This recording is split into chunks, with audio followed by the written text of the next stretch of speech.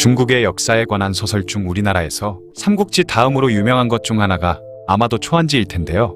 초안지의 주인공은 마지막에 천하를 통일한 한고조 유방이라고 볼 수 있지만 압도적인 힘으로 가로막는 것들을 모조리 쓸어버리는 항우의 엄청난 무력은 이게 정말 사실일까? 라는 생각이 들 정도로 충격적이죠. 오늘 이야기의 주인공은 중국 역사상 최강의 무력을 갖고 있다고 평가받는 서초패왕 항우입니다. 중국 초나라의 군주였던 항우는 고작 몇천 명의 병사로 수십만 대군을 박살내거나 단신으로 기병 수백여 명을 썰어버리는 등 기록만 보면 실제로 있었던 일이 아니라 마치 무협지가 아닌가 착각할 정도죠. 이러한 활약상을 잘 보여주는 대표적인 전투가 바로 거록대전과 팽성대전인데요. 특히 그 중에서도 고작 3만의 군사로 60만 대군과 정면으로 맞붙어 상대를 초토화시키고 별다른 피해조차 없이 적군 30만 명을 일방적으로 사륙한 팽성대전의 경우는 세계 전쟁사를 통틀어도 그 유래를 찾아보기 힘들 정도라고 합니다. 그렇게 이 팽성의 전투는 오늘날까지 전설로 전해지는 항우의 괴력과 군사적 능력을 증명하는 대표적인 전투가 되었죠. 이러한 기록들을 온전히 믿을 수는 없지만 실제 역사인사기에도 대부분이 기록되어 있는 내용이기 때문에 신뢰성도 상대적으로 높은 편이라고 합니다. 비교 대상이 없는 뛰어난 무력과 카리스마로 순식간에 천하를 평정하고 정점에 올랐지만 주변에 있는 뛰어난 인재들을 제대로 쓸 줄 몰라서 몰락해버린 드라마틱한 삶과 우미인과의 로맨스 덕분에 후대의 초안지나 패왕별이 등 수많은 이야깃거리를 생산하고 무수한 예술가들에게 영감을 주었죠. 항우는 관우나 제갈량, 악비 같은 충신도 아니고 라이벌인 한고조나 당태종 같은 명군도 아니었지만 단지 압도적인 무력과 지휘력을 바탕으로 한 카리스마만으로 그들과 나란히 중국을 대표하는 영웅 오벌이 된 것이죠. 항우는 기원전 232년 초나라의 팽성에서 태어났습니다. 성은 항이고 본명은 적이며 우는 그의 자인데요. 그의 할아버지는 초나라 최후의 명장이라 불리는 항현이었고 그의 집안인 항씨는 대대로 초나라의 장수를 지낸 명문 중의 명문이었죠. 하지만 항우가 어느 정도 나이를 먹었을 때는 이미 조국인 초나라가 멸망하고 난 뒤였습니다.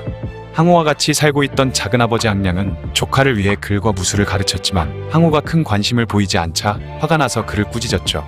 그러자 항우는 글은 제 성과 이름을 쓸 줄 알 정도면 되고 검술 역시 제 한 몸을 지킬 수 있으면 충분합니다. 저는 이런 것보다는 만인을 상대해서 이길 수 있는 학문을 배우고 싶습니다. 라고 대답했습니다. 이 말을 듣고 항량은 조카인 항우가 큰 인물이 될 자질이 있다고 느꼈죠. 게다가 항우는 어느 날 진시황이 자신이 살고 있는 회계 지역을 방문하자 진시황의 행렬을 구경하다 갑자기 언젠가는 내가 저 자리를 차지하고 말 테다 라는 말까지 했다고 합니다. 어린 나이부터 천하에 대한 야심이 상당했다는 증거죠. 항우가 장성했을 무렵 진나라의 상황은 그야말로 엉망이었습니다. 진시황의 시대부터 이어진 폭정으로 백성들은 고통받았고 뒤를 이은 이대 황제 호해는 환관 조고에게 일을 맡긴 채 술과 미녀에 빠져 지냈죠. 결국 기원전 209년에 참다 못한 백성들이 폭발하며 진승과 오광의 난을 기점으로 여러 군현의 백성들이 모두 자신들의 지역을 다스리던 진나라 관리를 때려 죽이고 난을 일으키는 데 참여했습니다. 진나라의 반기를 들지 않는 관리들은 모두 목숨을 잃는 분위기가 되자 항우가 살고 있던 회계의 태수 은통도 죽음을 피하기 위해 그 지방의 유력자였던 항우의 숙부 항량을 끌어들여 난을 일으키려 했죠. 하지만 항량은 은통 같은 인물은 거사를 함께하기에 너무 그릇이 작은 소인배라고 판단하며 조카인 항우에게 몰래 지시를 내립니다. 얼마 후 은통과 항량이 회담을 나누던 장소에 갑자기 항우가 나타나 단칼에 은통의 목을 베어버렸고 이후 항량이 직접 회계를 다스리게 되죠. 항우는 은통의 목을 벤 후에도 달려드는 군사들 100여 명을 혼자서 모두 베어버리며 은통의 남은 세력들을 굴복시켰습니다. 이후 항량은 진나라에 맞서기 위해 군을 출동시키는 한편 자신들이 초나라를 계승한다는 명분을 사람들에게 심어주기 위해 멸망한 초나라 왕족의 후예를 찾아내 그를 초나라의 회왕으로 삼게 되죠. 이후 많은 사람들이 항량군과 함께 싸우기 위해 찾아왔는데 이 중에는 훗날 항우의 숙적이 되는 한고조 유방도 있었습니다. 항우는 항량에게 군대를 받아 별동대로 활동하게 되는데 양성이라는 지역을 공격할 때 수비군들이 격렬히 저항하며 애를 먹이자 성을 점령한 후 그곳의 군인과 백성들을 모조리 생매장시켜버리는 만행을 저질렀는데요. 그리고 얼마 후 성형이라는 곳에서도 또다시 학살을 저지르는 잔혹한 모습을 보였죠. 같은 해 음력 9월 숙부 항량이 이끄는 본대가 진나라의 명장 장안이 이끄는 부대와의 전투에서 패배했고 그 과정에서 항량이 전사하게 됩니다. 항량을 죽인 장안은 곧바로 조나라를 공격했고 조나라가 무너지면 다음은 자신들의 차례가 될 것이라는 것을 알고 있던 초나라에서는 즉시 지원군을 보내기로 결정했죠.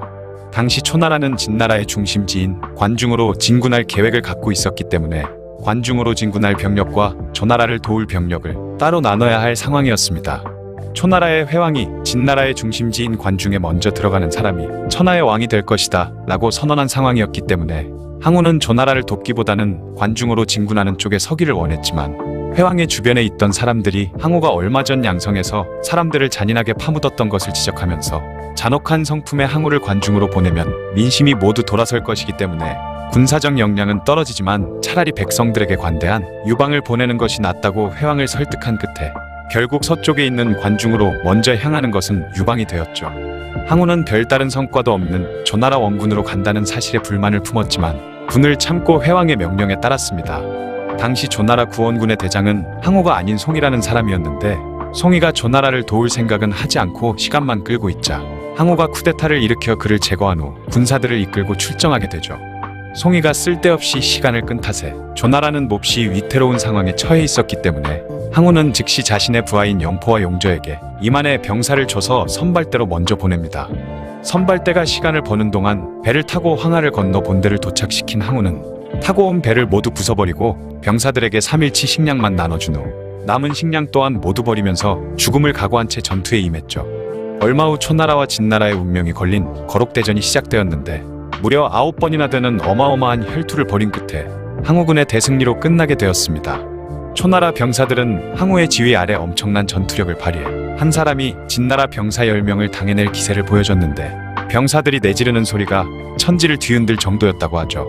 이때 항우를 제외한 다른 제후들은 거록 주변에 진지를 세우고 전투를 지켜보고 있었는데 양군이 보여주는 치열한 전투에 압도당해 아무도 함부로 움직이지 못했고 그저 벌벌 떨거나 식은땀만 흘리면서 지켜보고 있었다고 하는데요. 마침내 항우는 진나라군을 문자 그대로 개박살내고 난 후 주변에 있던 제후들의 부대를 불러들였습니다. 이때 모든 제후들이 무릎을 꿇고 기어서 항우의 진영으로 왔는데 감히 고개를 들어 항우를 바라보는 제후가 없었다고 하죠. 이로써 항우는 대번의 모든 제후들을 제압하며 제후들의 상장군이 되었고 제후들은 모두 항우의 아래로 들어가게 되었습니다. 이후 항우는 진나라의 주력군을 이끌던 장안의 항복을 받아내면서 사실상 진나라의 멸망을 결정지은 후 곧바로 진나라의 수도 함양으로 진군하기 시작했죠. 하지만 이때 항우는 돌이킬 수 없는 큰 실수를 저지르게 되는데 당시 항우에게 항복한 20만 명가량의 진나라군 포로들이 함양에 빨리 가는데 방해가 된다는 이유로 신안이라는 지역에서 이들 모두를 생매장에 죽여버리는 끔찍한 대학살을 저지른 것입니다. 처음에 군을 일으킬 때 회왕이 관중으로 먼저 들어서는 사람을 천하의 왕으로 인정한다고 선언했는데 항우가 가는 길목을 지키고 있던 진나라 병사들은 항우의 학살 소식을 전해 듣고 어차피 항복해도 죽을 바에는 싸우다 죽자며 격렬하게 저항한 탓에 결국 항우는 유방보다 늦게 도착을 하게 되는데요. 약속대로라면 유방이 왕이 돼야 하는 상황이었지만 자신이 모든 면에서 유방보다 낫다고 생각하는 항우는 이를 순순히 인정할 수 없었기 때문에 거느리고 있는 40만의 병사를 이끌고 유방을 박살내버리려 하죠. 이 소식을 듣고 깜짝 놀란 유방은 항우의 숙부인 항량에게 중재를 부탁했고 그렇게 항우와 유방은 진나라의 수도인 함양 근처의 홍문에서 회담을 가지게 됩니다. 이때 항우의 책사였던 범증은 유방의 재능을 꿰뚫어보고 오늘 이 자리에서 반드시 유방을 죽여야 한다고 강력하게 주장했지만 유방을 대수롭지 않게 생각하던 항우는 별다른 명분도 없이 죽일 수는 없다며 그를 놓아줘 버렸는데요. 결국 유방이 살아서 도망가자 분통이 터진 범증이 어린애와 함께 큰일을 도모할 수 없다. 이번 기회를 날려먹었으니 이제 우린 유방한테 다 죽었다 라고 항우에게 크게 소리쳤죠. 그리고 범증의 말대로 이날 항우의 방심은 끝내 파멸을 불러오게 됩니다. 이후 함양에 들어간 항우는 성 안에 있던 백성들을 학살하고 이미 유방에게 항복했던 진나라의 왕 자영을 죽였으며 진나라의 궁궐에 불을 질러 모든 것을 불태워버렸죠. 그가 머무는 동안 얼마나 많은 파괴와 학살을 저질렀던지 얼마 전에 유방이 들어올 때까지만 해도 풍요로웠던 관중 땅은 순식간에 폐허로 변해버렸습니다. 게다가 항우는 자신에게 왕자리를 넘기고 조용한 삶을 살기 위해 떠나는 초나라 회왕마저 부하를 보내 암살해버렸죠. 그리고 눈에 가시 갔던 유방은 파촉의 왕으로 임명해 사실상 감옥이나 다름없는 오지로 보내버렸는데요. 이후 항우는 중원 전체를 다스리기 좋은 위치에 있는 관중 지역에 남아야 한다는 신하들의 청을 무시한 채 자신의 본거지인 팽성으로 돌아가 버렸습니다. 관중을 포기하고 대학살을 저질렀으며 한때 자신이 모시던 회왕마저 살해한 사건들은 훗날 항우가 유방과의 대결에서 패배하는 가장 큰 원인이 되죠. 그리고 중국 역사상 최고의 명장 중 하나라고 불리던 한신도 당시에는 항우의 부하였는데 한신의 능력을 높이 사지 않던 항우는 그가 내는 의견을 철저하게 무시했습니다. 이에 상심한 한신은 유방을 찾아갔고 유방은 그를 대원수로 임명했죠. 마침내 기원전 206년 8월 하촉에 들어간 지 겨우 4개월 만에 한왕 유방은 대원수 한신을 앞세워 관중 방향으로 군사를 일으켰는데요. 그 길목을 지키고 있던 것은 혹시라도 유방이 변심했을 경우를 대비해 항우가 미리 배치해둔 진나라의 명장 장안과 그 부하들이었습니다. 장안이 충분히 유방을 막아낼 수 있을 것이라 믿은 항우의 예상과 달리 한신의 지략을 앞세운 한나라군은 장안의 군대를 박살내버리고 그를 죽음으로 몰아넣은 뒤 관중 지역까지 평정해버렸죠. 이에 항우는 유방을 응징하려 했지만 때마침 제나라에서 자신에게 반기를 드는 바람에 본거지인 팽성을 비워둔 채 반란을 진압하러 떠날 수밖에 없었는데요. 얼마 후 항우가 반란을 진압하고 또다시 항복한 군사들을 생매장하는 사이 유방은 자신의 밑에 수많은 제후들을 불러 모으며 무려 60만에 가까운 병력을 모아 항우의 본거지인 팽성마저 점령해버립니다. 자신의 본거지를 유방에게 뺏겼다는 소식을 들은 항우는 불같이 화를 내며 정예병 3만 명만을 이끌고 팽성을 되찾으러 떠나게 되죠. 자신들을 상대하러 온 항우의 병력이 고작 3만 명밖에 되지 않는다는 소식을 들은 유방은 자신만만하게 그를 상대하러 나섰지만 항우가 이끄는 초나라 정예병의 위력은 그들의 상상을 초월할 정도로 강력했습니다. 항우와 초나라군은 밤중에 팽성의 서쪽인 소연에 도착한 뒤 그때부터 동쪽으로 진군하며 눈앞에 보이는 한나라군을 모조리 쓸어버리기 시작했는데요. 공포에 질린 한나라 연합군은 제대로 된 저항도 하지 못한 채 10만 명 정도의 병사들이 초나라군에 무참히 사륙당했고 겁에 질려 남쪽으로 도망친 병사들 또한 수수라는 강 근처에서 추격해온 항우군의 손에 10만 명이 목숨을 잃었다고 하죠. 수수는 한나라군의 시체로 막혀 물이 흐르지도 못할 정도였다고 합니다. 팽성 전투 이후에도 항우는 탁월한 지휘력을 바탕으로 참모인 범증에 뛰어난 계체까지 더해지면서 유방과의 싸움에서 계속 승리를 거두는데요. 하지만 항우의 부하였다가 유방에게 항복한 진평이 항우와 범증의 사이를 갈라놓는 이간책을 쓰면서 결국에는 항우가 범증을 내치게 되고 이에 상심한 범증은 고향으로 내려간 후 병에 걸려 죽고 말았죠. 그 후에도 항우는 유방과의 싸움에서 계속 승리를 거뒀지만 항우가 유방과 대치하는 틈을 타 하북 지역을 평정한 한신까지 합세하자 결국 해아라는 지역에서 유방이 이끄는 한나라군의 포위망에 갇히는 신세가 됩니다. 게다가 한나라군 참모 장량의 계책으로 사방을 포위한 한나라 병사들이 초나라 진영을 향해 초나라의 민요를 들려주자 고향에 있는 가족 생각이 난 병사들은 밤을 틈타서 대부분이 한나라에 항복해버렸죠. 그렇게 항우의 곁에는 수백 명의 병사밖에 남지 않았고 궁지에 몰린 항우는 자신들의 고향인 강남으로 가기 위해 오강이라는 지역으로 향합니다. 눈앞을 가로막는 모든 것을 쳐부수는 항우의 압도적인 무력 덕분에 100만에 달하는 항군들의 포위망을 돌파하는 데는 기적적으로 성공했지만 그 과정에서 많은 병사들이 죽으면서 이제 항우의 곁에 남은 것은 단지 28명 뿐이었죠. 이후에도 한해 관영이 이끄는 정예병 5천이 앞을 가로막았지만 항우는 그들을 단 28개의 병사만으로 격파했고 마침내 오강에 도착해 그때까지 자신을 따르던 병사들 26명을 모두 강남으로 향하는 배에 태웠습니다. 몇천 명을 상대로 싸워 겨우 2명만이 죽고 그들을 돌파해버린 것이죠. 병사들은 모두 배에 탔지만 항우는 처음 회개해서 거병할 때 자신을 따른 8천의 강동 출신 젊은이들을 모두 잃고 이제 오직 26명만 살아남았으니 스스로가 자신을 용서할 수 없다는 말을 남기며 병사들만을 떠나보냈죠. 이후 항우는 단신으로 적진에 뛰어들어 수백 명을 죽인 후 많은 부상을 입게 되자 스스로 목숨을 끊으며 파란만장한 생애를 마감합니다. 전술적 영역에서 항우는 최고이자 최강의 지휘관 중 한 명이었으며 그 천부적인 군사적 능력으로 거병 후 고작 2년 만에 진의 멸망을 확정지은 후 유방을 포함한 모든 제후들을 무릎 꿇리고 중국의 패자로 군림했죠. 인류 역사를 통틀어도 이토록 단기간에 항우만큼 무지막지한 전공을 쌓아 올린 인물은 찾아보기 힘들다고 합니다. 특히 항우 개인의 무력과 카리스마는 세계사를 통틀어도 최강의 자리를 다툴 정도인데요. 역사서인 사기에서 항우는 엄청난 패기와 카리스마로 군중들을 제압했고 전투에서는 그야말로 누구도 당할 수 없는 최강자였다고 합니다. 마지막 해아 전투에서는 실제로 항우가 큰 소리를 지르며 돌진하니 모든 적군들이 놀라서 엎드리며 길을 터주었다는 기록이 있을 정도죠. 지금까지 중국 역사상 최강이라 불리는 항우의 이야기였습니다. 진나라 말기에 벌어진 초안대전에서 한판 승부를 벌이게 된 항우와 유방. 항우는 거의 모든 면에서 유방보다 뛰어난 능력을 가지고 있었지만 최후의 천하를 통일한 것은 유방이었습니다. 대체 유방은 자신보다 훨씬 잘난 항우를 상대로 어떻게 승리한 것일까요? 항고조 유방은 기원전 247년 초나라의 폐연에서 태어났죠. 젊은 시절에 그는 변변찮은 일도 하지 않는 백수건달이었는데 돈도 못 벌면서 틈만 나면 술판을 벌이는 난봉꾼이었다고 합니다. 유방은 얼마 안 되는 집안 재산까지 펑펑 써대며 동네 친구들을 모아 건달놀이나 하고 툭하면 싸움박질에 칼 가지고 똥폼 잡다가 실수로 사고를 쳐 관아에 잡혀가는 등 동네의 사고란 사고는 죄다 치고 다녔다고 하죠. 다만 워낙에 베풀기를 좋아하고 성격이 활달했으며 남다른 패기가 있어서 이상하게도 그를 따르는 사람들이 많았다고 합니다. 심지어 여공이라는 인물은 처음 유방을 만난 자리에서 그가 남다른 관상을 가지고 있다고 감탄하며 그 자리에서 자신의 딸을 유방에게 시집 보내기까지 했죠. 천년만년 백수로만 지낼 것 같던 유방은 정장이라는 벼슬을 얻었고 머지않아 진시황릉이 건설되고 있는 여산으로 인부들을 인솔해가는 임무를 받게 됩니다. 하지만 가혹한 진시황릉 건설 현장에 가고 싶어하는 백성들은 아무도 없었기 때문에 하나둘 도망가는 사람들이 생기기 시작했고 어차피 이대로 계속 사람들이 도망가게 되면 책임자인 유방 또한 죽음을 피할 수 없는 상황이었죠. 그래서 유방은 행렬을 멈춘 후 술을 잔뜩 퍼마시고는 자신은 이대로 도망을 갈 생각이니 남은 사람들도 모두 도망갈 것을 권했고 그중 마땅히 갈 곳이 없던 사람들은 유방을 따르기를 원했습니다. 그렇게 유방이 도망자 생활을 하던 기원전 209년에 진승과 오방의 난이 발생하며 각지의 백성들이 진나라의 관리를 죽인 후 반란을 일으키자 생명의 위협을 느낀 폐연의 혈령은 마을의 유명인인 유방을 불러들이고 자신도 진나라의 반기를 들려 했는데요.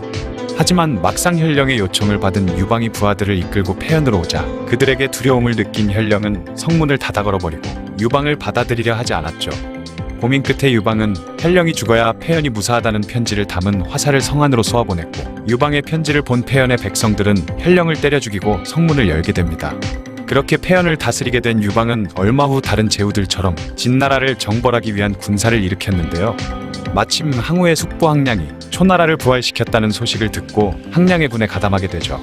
하지만 얼마 후 항량이 진나라의 명장 장안과의 싸움에서 패배하면서 목숨을 잃게 되는 참사가 발생했고 기세가 오른 장안은 조나라로 진군합니다.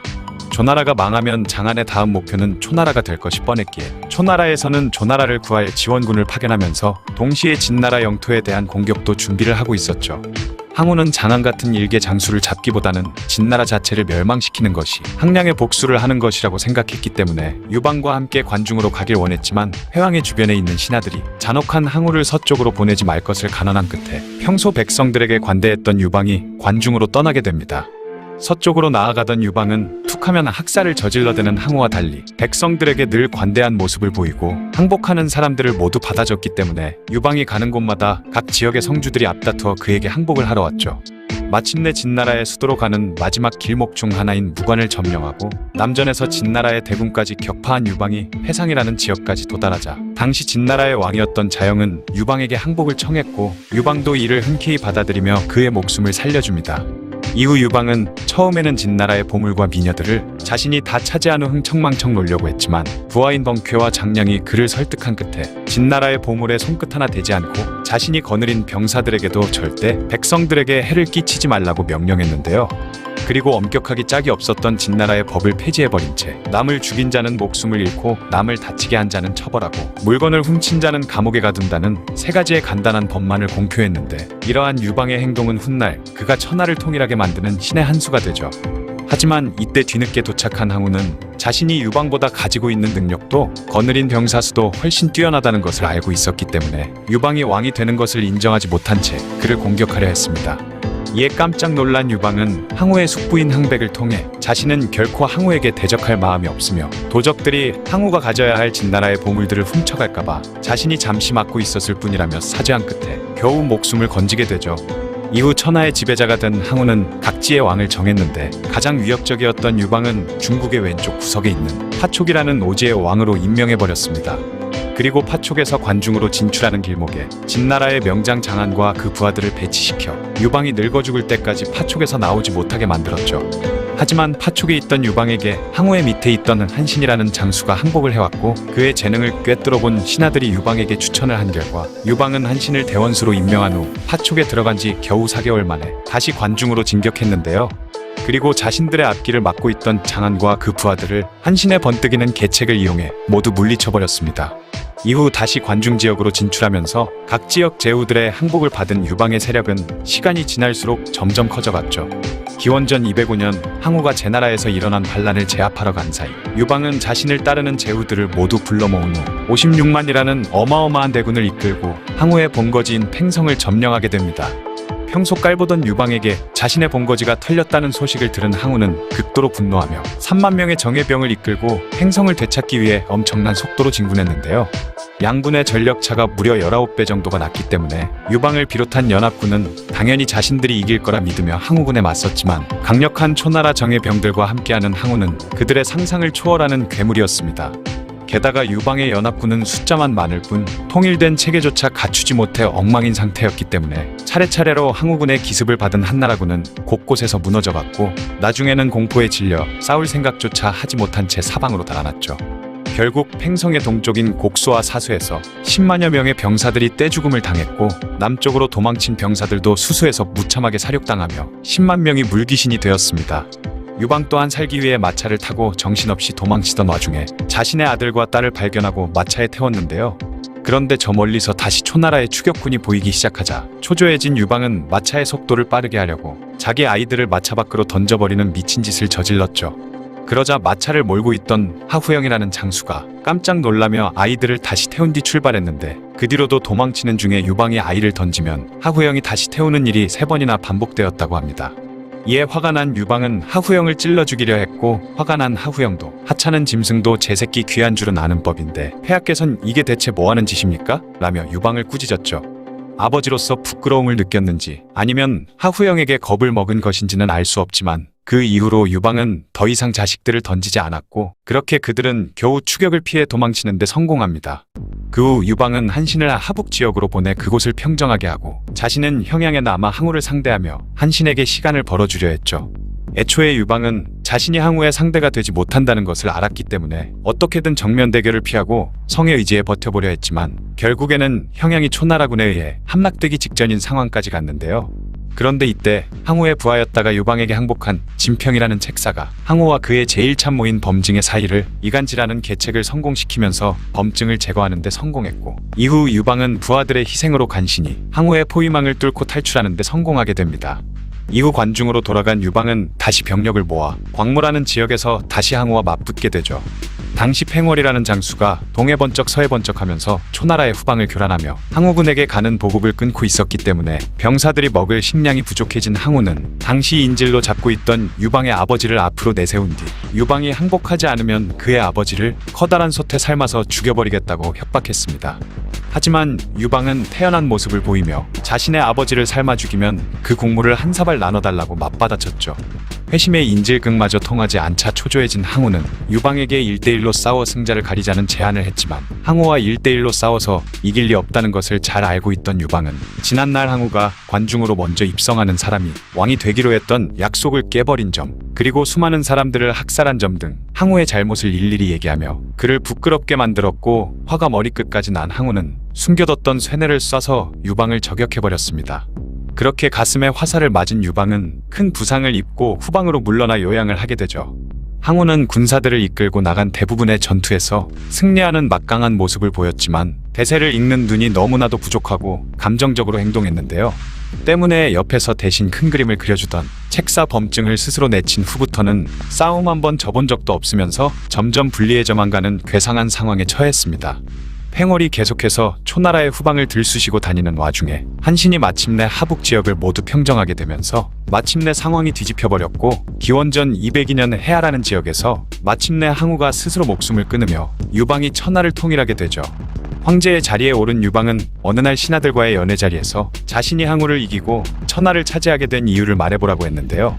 신하들은 항우는 오만하고 사람을 무시하지만 폐하께서는 뛰어난 덕이 있었기 때문이라고 대답하자 유방이 고개를 저으며 항우는 뛰어난 계책을 가진 책사인 범증 한 사람조차 제대로 쓰지 못했다. 하지만 자신은 비록 항우에 비해 나은 점은 없지만 뛰어난 계책을 짜내는 장량, 보급과 행정의 귀재소와 전투의 달인 한신 같은 인재들을 적절히 썼기 때문에 승리할 수 있었다는 말을 남겼고 사람들도 그 말을 듣고 모두 감탄했다고 하네요. 지금까지 한나라 최초의 황제인 한고조 유방에 대한 이야기였습니다. 한고조 유방을 도와 한나라를 건국하는데 최고의 공적을 세운 3명의 공신인 장량소와 한신을 흔히 건한삼거리라고 부릅니다. 그중 장량과 한신은 각각 중국사를 대표하는 책략가와 명장으로 불리면서 많은 사람들의 입에 오르내리고 있지만, 명제상 소하는 그저 후방에서 보급을 잘해줬다는 정도로만 알고 계신 분들도 많은데요. 하지만 전쟁에서 보급의 역할이 얼마나 중요한지 알고 있는 사람들은 소하야말로 한나라 건국의 1등 공신이라 평하는 경우도 많죠. 오늘은 중국 역사상 가장 뛰어난 명제상 중 한 명이라 평가받는 소하에 대해 알아보는 시간을 가져보겠습니다. 소하는 기원전 257년 강소성 서주시에 있는 폐연의 풍읍에서 태어났습니다. 같은 마을 출신인 유방이 폐연에서 건달처럼 지낼 때 소하는 진나라 어사까지 탐낼 정도로 이미 행정가로서의 뛰어난 능력을 인정받아 아전을 관리하는 하급직인 주리로서 일하고 있었죠.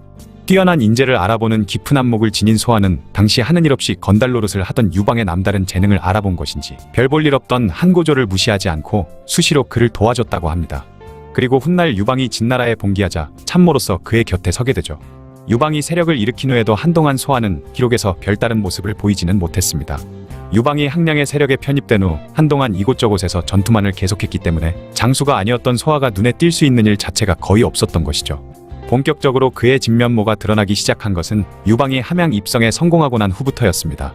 시골 건달 출신인 유방과 그 부하들은 진나라 제국의 수도였던 함양을 차지하자마자 대부분이 값비싼 보물을 찾는데 정신이 팔려 있었는데, 오직 소하만은 진나라 승상부에 보관되어 있던 여러 문서와 어사부의 율령도서, 호적부 등의 문헌들을 수집한 후 자신만이 알 수 있는 깊숙한 곳에 감춰 보관해뒀죠. 이런 소하의 통찰력 덕분에 유방은 훗날의 전쟁에서 중국 전역에 있는 요새에 대한 정보와 각 지역의 호구수 및 경제력과 생산량, 백성들이 고통받고 있는 지역 등의 여러 정보를 정확하게 파악해서 항우보다 한 발 앞서 나갈 수 있었습니다.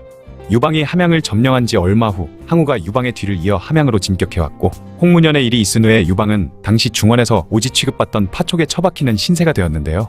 거기다가 항우는 자신에게 항복한 장안을 비롯한 진나라의 항장 출신 번왕들을 파촉에서 관중 지역으로 나오는 입구에 배치해둬서 유방에게 그곳에서 평생 갇혀있다 늙어 죽으라는 의도를 보였죠. 이에 유방은 화가 머리 끝까지 올라서 이래 죽으나 저래 죽으나 마찬가지라는 심정으로 항우를 공격해버릴 생각을 품었고, 신하들도 모두 이에 동의했습니다. 하지만 이때 소하만이 무작정 돌격하는 것보다는 일단 살아서 힘을 기르는 게 낫다며 이들을 설득했고, 침착한 태도의 소하에게 결국은 설득당하고만 유방도 마음을 고쳐먹고는 그를 승상으로 임명하게 되죠. 이후 항우의 밑에 있던 한신이 유방에게 항복을 해왔는데, 겉모습만 보고 한신을 대단치 않게 여긴 유방이 그를 푸대접하자 크게 실망한 한신은 다시 파촉을 떠나버리려 했죠. 하지만 한신이 비범한 인물임을 알고 있었던 소하는 직접 한신을 쫓아가 그를 설득한 후 다시 데려왔고, 유방에게 그를 대장군으로 임명해 줄 것을 강력히 추천했습니다. 그리고 그때까지도 건달 시절을 벗어나지 못한 유방의 직속 부하들의 불량한 태도를 지적하며 우리가 큰일을 해내려면 지금까지와는 달라져야 한다며 대장군으로서 한신의 권위를 살려주려고 노력했죠. 그렇게 소하의 노력 덕분에 체계가 잡힌 유방의 군사들은 마침내 한신의 지휘 아래 동쪽으로 나가 관중 지역을 다시 되찾게 됩니다. 이후 유방이 여러 제후들과 함께 항우와 결전을 벌일 때 소하는 태자 유영과 함께 관중 지방을 지키는 임무를 맡았는데, 그는 단순히 관중을 지키기만 한 게 아니라 한나라의 종묘와 사직을 세우고 궁궐을 지었으며 법령과 규약을 제정하고 관중 각 지역에 군과 현을 두어 행정조직까지 완성해냈습니다. 혼자서 국가의 기반을 다 마련해놓다시피 한 것이죠. 이렇게 소하가 진나라가 멸망하면서 무너진 행정조직을 복구시킨 덕분에 유방이 항우와 싸우는 동안 숱한 패배로 인력과 물자를 잃었을 때 후방에서 계속해서 잃어버린 병사와 식량을 보급하는 게 가능해지면서 항우를 상대로 본 손해를 충분히 메워줄 수가 있었고, 덕분에 유방이 항우의 공세를 버텨낼 여력을 만들어낸 사이 한신의 군대가 북방을 완전히 쓸어버리면서 전세가 뒤집힌 것인데요. 소하의 이런 능력이 가장 빛을 발한 사례가 바로 팽성대전 이후입니다. 팽성의 싸움에서 60만 대군이 처참하게 박살나자 유방은 형양에서 한신과 합류하고 패잔병들을 다시 모으며 재기를 시도했는데, 이때 소하가 관중의 노약자들까지 끌어모아서 병력을 만들어 보내주었고, 유방은 이 병력을 바탕으로 세력을 다시 모아서 초나라 군대와 다시 대적할 상황을 만들어낼 수 있었죠. 훗날 유방이 회상하기를 남은 병력으로는 도저히 버틸 방도가 없어서 관중 땅 전체를 포기하고 물러서려고 할 때 후방에서 소하가 보낸 10만이 넘는 병력이 몰려오고 있었다고 합니다. 벼랑 끝에 몰린 유방이 소하의 지원군을 봤을 때 느꼈을 감정은 말로 다 표현할 수 없을 정도였겠죠. 만약 소하의 적절한 지원이 없어서 유방이 수비에 실패했다면 당장 유방 자신의 목숨이 무사하지 못했을 것은 물론이고, 구심점이 없어진 다른 장수들도 합류하지 못하고 흩어진 채 따로따로 격파를 당하면서 자신의 세력 자체가 무너질 수 있었는데, 그런 결정적인 위기에서 자신을 구해줬던 사실 때문에 유방은 다른 공신들의 공은 전체로 따지면 일부에 지나지 않지만 소하가 세운 공은 그렇지 않다고 높이 평가를 했다고 하네요.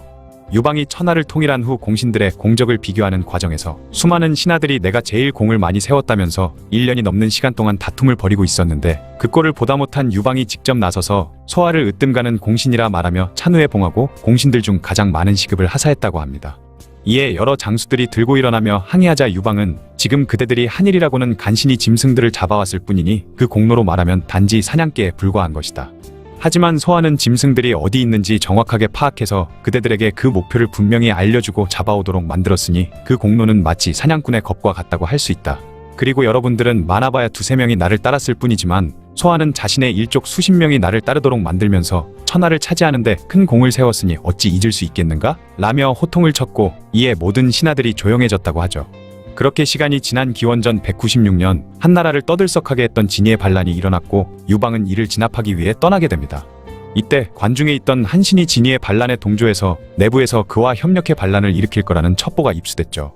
정말로 한신이 반역할 마음을 품은 것인지는 알 수 없지만 이 소식을 들은 유방의 아내 여태우는 한신을 제거하기로 마음먹었습니다.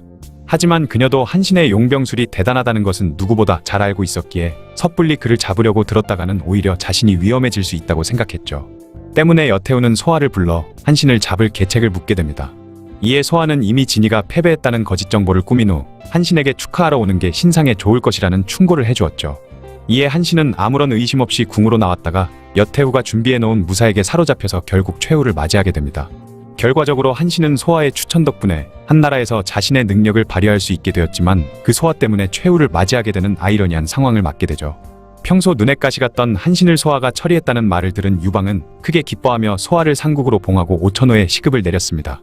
하지만 유방은 이때부터 소화에게도 의심 어린 시선을 보내기 시작했고 과거 항우와 전쟁을 벌이던 시절에도 유방에게서 의심을 받기 시작했을 때 자신의 친척들을 모두 전장으로 보내면서 충성심을 증명한 적이 있던 소화는 이번에도 부정부패를 저지르면서 일부러 자신의 명성을 떨어뜨리거나 가지고 있던 재산을 국가에 기부하면서 간신히 숙청을 피하는 데 성공했죠.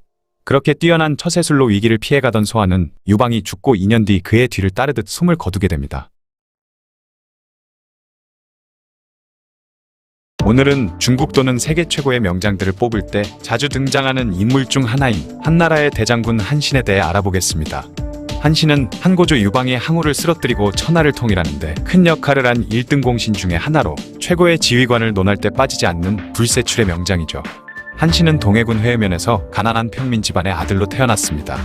그는 젊은 시절 가난한 데다 품행이 좋지 못한 탓에 관리로 천거되지도 못했고 먹고 살기 위해 장사를 할 만한 능력도 없었죠. 때문에 항상 남에게 빌붙는 생활을 하며 주변 사람들로부터 경멸당하는 일이 많았습니다. 하루는 그 동네 건달 중에 한 명이 제대로 밥벌이도 못하는 형편이면서 늘 칼을 차고 다니는 한신의 앞을 가로막고선 너는 체격도 좋은데다가 항상 칼을 차고 다니지만 그 속은 겁쟁이가 아니냐? 네가 정말 용기가 있다면 나를 칼로 찌르고 지나가고 그럴 용기가 없다면 내 가랑이 밑을 기어 지나가라 라며 그를 비웃었죠. 그런데 한신은 놀랍게도 그 말을 듣고는 잠시 그를 바라보더니 별다른 망설임도 없이 그의 가랑이 밑을 기어서 지나갔는데요. 이런 그의 모습을 지켜본 주변 사람들이 소문을 내면서 한신은 소문난 웃음거리가 되었고 이 사건으로 인해 훗날에도 두고두고 조롱을 당하게 되죠. 그렇게 백수 생활을 하던 중 진나라의 폭정을 참지 못한 백성들이 각지에서 반란을 일으키자 한신 또한 그 반란군 중의 하나인 초나라 항량의 밑으로 들어가게 됩니다.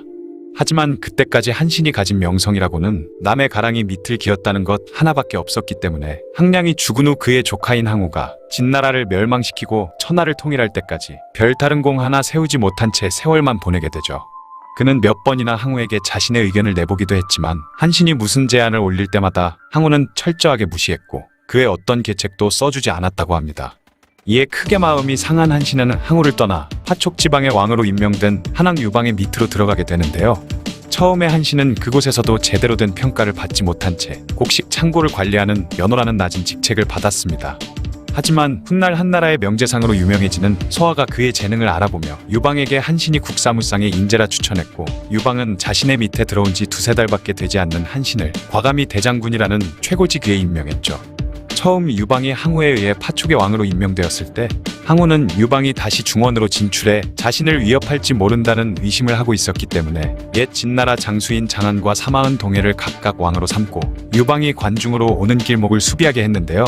때문에 유방은 항우의 의심을 피하기 위해 하촉과 중원을 연결하는 잔도를 불태우면서 자신이 중원에 진출할 의지가 없다는 것을 보였습니다. 그런데 이때 대장군으로 오른 한신이 기가 막힌 계책을 내놓게 되는데 바로 불타버린 잔도를 복구하는 척하면서 다른 길로 돌아나가서 관중 지역으로 침공을 하자는 것이었죠. 불타버린 잔도를 다시 만들려면 몇 년의 시간이 걸리기 때문에 마음을 놓고 있던 삼진의 왕들은 갑자기 나타난 한나라군의 기습을 받고 크게 당황한 끝에 패배했습니다.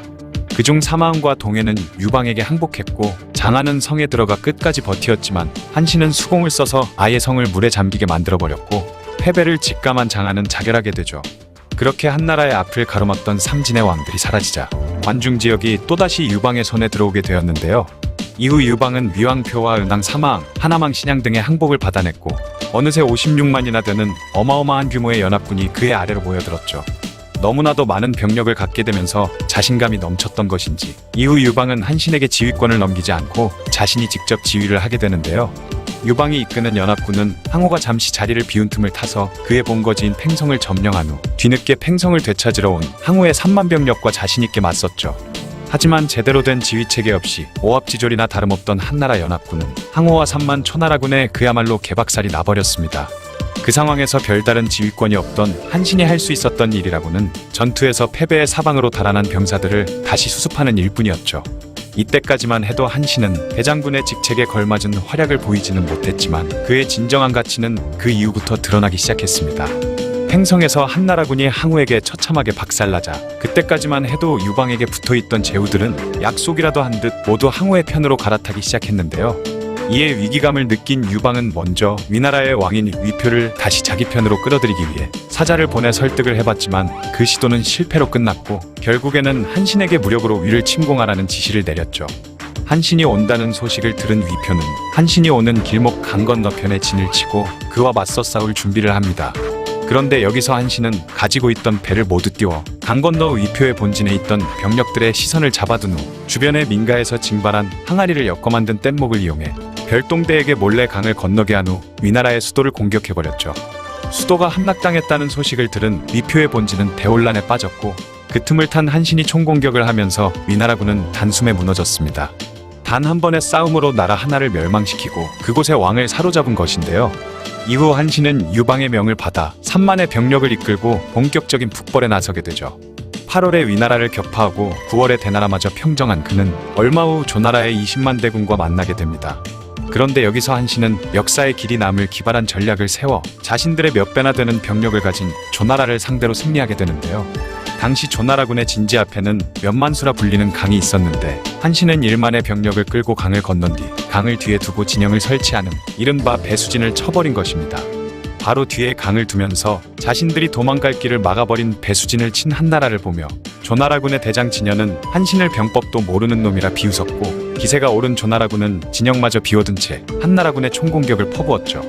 양쪽 병력의 차이는 극심했지만 어차피 뒤가 강으로 막혀있기 때문에 도망갈 수도 없다는 것을 잘 알고 있던 한나라 병사들은 한신의 의도대로 죽으림을 다해 싸우기 시작했고 그렇게 한신의 본진이 기적적으로 수비를 해내고 있는 사이 한신이 은밀히 빼돌려둔 별동대가 텅 비어있던 적의 본진을 점령한 후 조나라군의 후방을 공격하기 시작했습니다.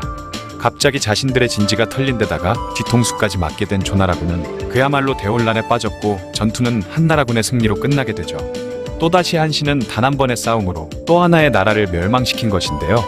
전투가 끝난 후 펼쳐진 잔치에서 한신의 부하들이 어째서 강을 뒤에 두고 진을 치는 무리수를 뒀냐는 질문을 하자 한신은 절대적인 병력 차이 속에서 적들을 막아내며 시간을 끌기 위해서는 병사들을 죽을 각오로 싸우게 만들어야만 했고 그것이 자신이 배수진을 친 이유라고 대답하며 모든 장수들을 감탄하게 만들었다고 합니다. 이후 연나라를 점령하고 제나라를 공격하는 과정에서 제나라를 구하기 위해 달려온 초나라의 용장 용저마저 격파한 한신은 이후 제나라까지 점령해버리며 북방지역의 5개국을 모조리 평정하는 위협을 달성하게 되죠.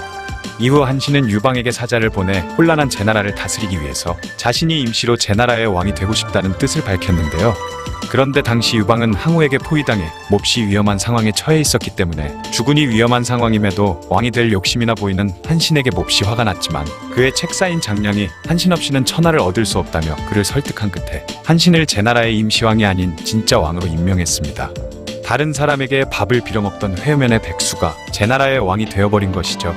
이후 군사를 이끌고 유방에게 합류한 한신은 해아라는 곳에서 초나라군을 박살내고 항우를 자결하게 만들면서 주군인 유방에게 마침내 천하를 안겨주게 됩니다. 하지만 강대한 적인 항우가 존재할 때까지만 해도 한신은 유방에게 있어서 그 무엇보다 강력한 무기였지만 천하가 평정된 후에는 오히려 자신에게 가장 위험한 존재가 되었죠. 게다가 한신 또한 그 이전부터 유방의 심기를 몇 번이나 거슬리게 만드는 행동을 하는 등의 업보를 쌓으면서 결국에는 왕의 자리에서 쫓겨나게 됩니다. 이후 한신은 유방에게 불만을 품고 반란을 일으키려 했지만 사전에 계획이 드러나면서 유방의 아내인 여태후의 유인책에 넘어가 허무한 죽음을 맞게 되는데요. 천하를 주름잡던 희대의 괴물 항우를 잡아낸 명장 한신의 마지막이라고 하기에는 믿을 수 없을 만큼 허망한 최후였죠. 지금까지 국사무쌍이라 불리는 한신의 이야기였습니다. 초안지에 대해 관심을 가지셨던 분들이라면 아마도 장량이라는 이름을 한 번쯤은 들어보셨을 텐데요. 한고제 유방을 도와 한나라를 건국하는 데 큰 공을 세운 장량은 중국 역사를 통틀어서 가장 뛰어난 지략가 중 한 명으로 꼽히기도 하죠. 심지어 그는 적군을 상대로 기발한 계책을 내는 것만이 아니라 유방의 개인적이고 사소한 일 하나하나까지 모두 상담해주는 등 유방의 삶에 가장 많은 영향을 끼친 인물이라고 합니다. 한해 대장군 한신, 명제상 소아와 함께 건한삼걸로 이름 높았던 장량의 이야기, 지금부터 함께 보시죠. 얼마 전 소개드렸던 유방이나 한신 등이 별 볼 일 없는 출신이었던 것에 비해서 장량은 한나라의 명망 있는 귀족 가문 출신이었는데 그냥 어느 정도 잘 나가는 정도가 아닌 한나라 최고의 명문가였다고 합니다. 하지만 장량의 조국이 진나라에게 멸망당하면서 젊은 시절의 장량은 자신의 조국을 멸망시킨 진나라에 대한 복수심으로 가득 차 있었죠. 그래서 자신이 갖고 있는 모든 재산을 털어 진나라의 지도자인 진시황을 암살할 계획을 세우게 되는데요. 마침 자신과 뜻이 같은 창해군이라는 인물을 만나게 된 장량은 굉장한 힘을 가지고 있었던 그를 위해 120근이나 되는 철퇴를 만들어줬습니다.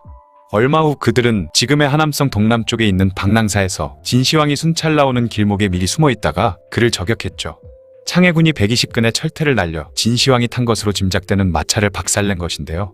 하지만 진작부터 암살의 위협에 시달려왔던 진시황은 항상 외출할 때 가짜 수레를 앞뒤로 세우고 다녔다고 합니다.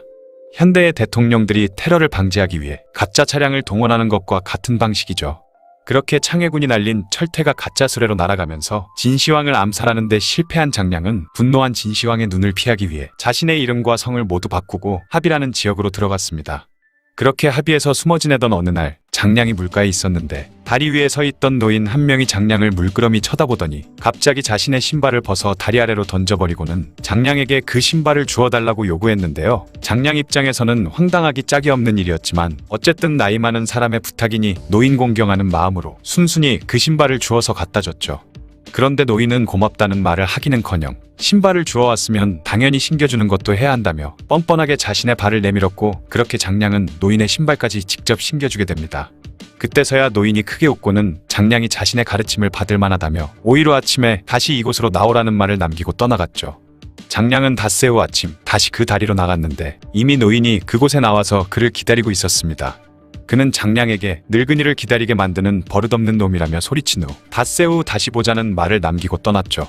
오이루 장량은 아예 이른 새벽에 약속 장소로 갔지만 이번에도 먼저 와있던 노인에게 욕만 잔뜩 얻어먹게 됩니다. 그리고 노인은 또 닷새 후에 보자는 말을 남기고 가버렸는데요. 계속해서 욕을 얻어먹자 오기가 생긴 장량은 아예 닷새 후가 아닌 나흘째 되는 날 저녁부터 다리로 가서 밤을 새며 노인을 기다렸다고 하죠. 그렇게 아직 해가 뜨기도 전인 이른 시간에 장량의 앞에 모습을 드러낸 노인은 장량을 크게 칭찬하며 태공병법이라는 이름의 책을 그에게 건네주었습니다. 그 책을 열심히 익힌다면 10년 후에는 제왕의 스승 노릇을 할 수 있을 것이라는 말과 함께 말이죠. 그리고 자신을 다시 찾고 싶다면 13년 후 제북의 곡성산 밑에 노란 돌이 하나 있을 텐데 그 돌이 바로 자신이라 생각하라는 말을 남긴 채 마치 산신령처럼 그 자리에서 갑자기 사라져버렸다고 합니다. 이 기록은 엄연히 정사인사기에 있는 내용이라고는 하지만 아무리 그래도 요즘 세상에 사람이 갑자기 사라져버렸다는 기록을 믿을 사람은 아무도 없겠죠. 아마도 장량이 자신의 명성을 위해 일부러 신비로운 이야기를 지어냈던 것으로 짐작된다고 하네요. 합의에 있던 시절 장량은 항우의 숙부인 항백과도 만나게 됩니다. 당시 항백은 살인죄를 저질러 감옥에 갇히기에 처해 있었는데 장량이 그를 몰래 숨겨주면서 위기를 벗어나게 해준 결과 둘 사이가 급속도로 친해졌고 이때의 친분 덕분에 훗날 장량이 모시던 유방 또한 항백으로부터 많은 도움을 받게 되죠. 기원전 209년 진시황의 폭정을 참다 못한 백성들이 진승5광의 난을 기점으로 각지에서 반란을 일으켰고 얼마 후 장량은 유방과의 운명적인 만남을 하게 됩니다. 출신 가문도 살아온 방식도 너무나 다른 두 사람이었지만 의외로 그들은 처음 만난 순간부터 대화가 무척 잘 통했다고 하죠. 장량은 그때까지 병법이라고는 일도 모르던 무식한 유방에게 태공병법에서 배운 내용들을 가르쳤고 유방 또한 그의 가르침을 열심히 배워서 훗날 실전에서 써먹었다고 합니다. 유방 입장에서는 자신뿐만 아니라 주변에 있던 부하들 또한 병법이라고는 아는 사람이 거의 없는 건달들이 대부분인 상황에서 병법에 통달한 장량을 보자 흥미를 느끼게 되었는데 그에게 배운 것들이 실제로도 효과가 있자 그때부터 점점 더 장량을 의지하게 되었다고 하죠. 이후 유방은 초나라 회왕의 명을 받아 군사들을 이끌고 관중 지역을 향해 나아가던 중 요관이라는 관문이 앞을 가로막자 즉시 이만의 군사들을 동원해 정면으로 공격을 하려 했는데요. 하지만 이때 장량이 유방을 말리며 정면으로 싸우면 아군도 피해가 많을 수 있으니 먼저 금운 보화를 보내서 상대편 장수들만을 우리 편으로 만들고 장수를 잃은 병사들은 섬멸시켜버리자는 계책을 냈고 장량의 계책을 따른 유방은 손쉽게 요관을 점령하게 됩니다. 그렇게 유방은 마침내 진나라의 수도인 함양에 도착했고 얼마 후 진나라 왕인 자영의 항복까지 받아내죠. 본래 술과 여자를 좋아했던 유방은 진나라 제국 수도 함양의 화려함에 흠뻑 빠져서 그곳에 머물며 본격적으로 망나니 짓을 하려 했습니다.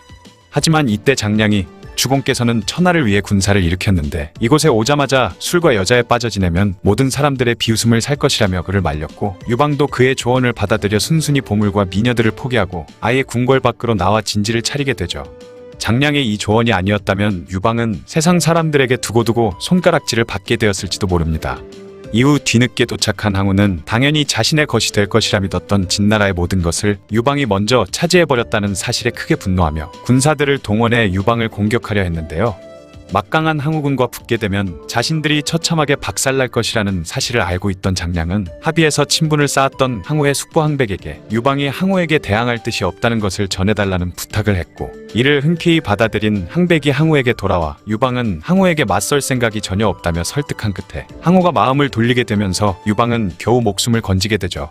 이후 항우는 유방을 당시 오지였던 파촉의 왕으로 임명했고 장량은 파촉으로 떠나는 유방에게 항우의 의심을 피하기 위해 파촉 지방에서 관중으로 연결된 길인 잔도를 모두 불태워버리라는 조언을 합니다. 이후 항우를 찾아가 유방이 잔도를 불태운 것은 두 번 다시 관중으로 진출할 뜻이 없음을 보여주는 것이라며 항우가 유방을 경계하는 마음을 없애려 노력했죠.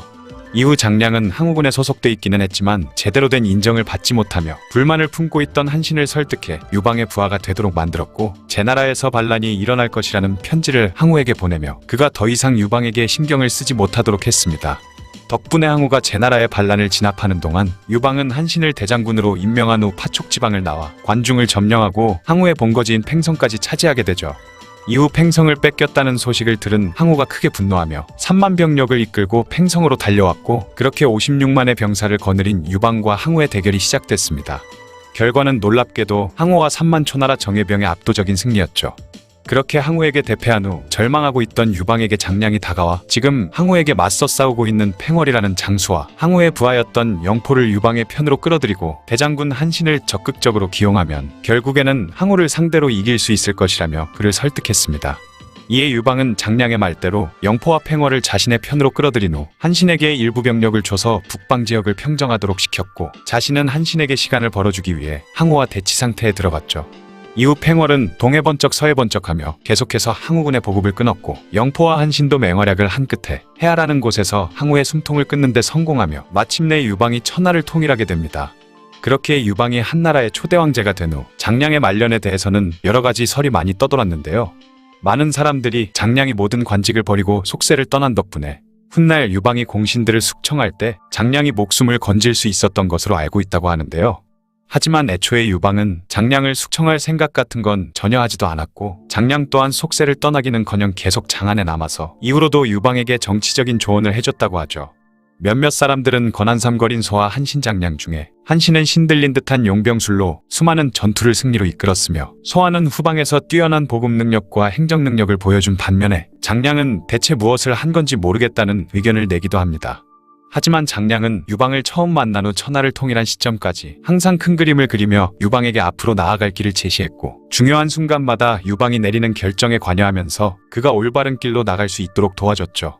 때문에 장량에 대한 유방의 믿음은 상상을 초월하는 수준이었으며 유방이 서아를 포함한 자신의 부하들을 모두 한 번쯤은 의심했던 데 반해서 장량에게만큼은 항상 절대적인 믿음을 보여줬다고 하네요. 때문에 유방이 장량을 이용해 천하통일을 이뤄낸 것이 아니라 장량이 유방을 이용해 천하통일을 한 것이라는 의견도 있다고 하죠.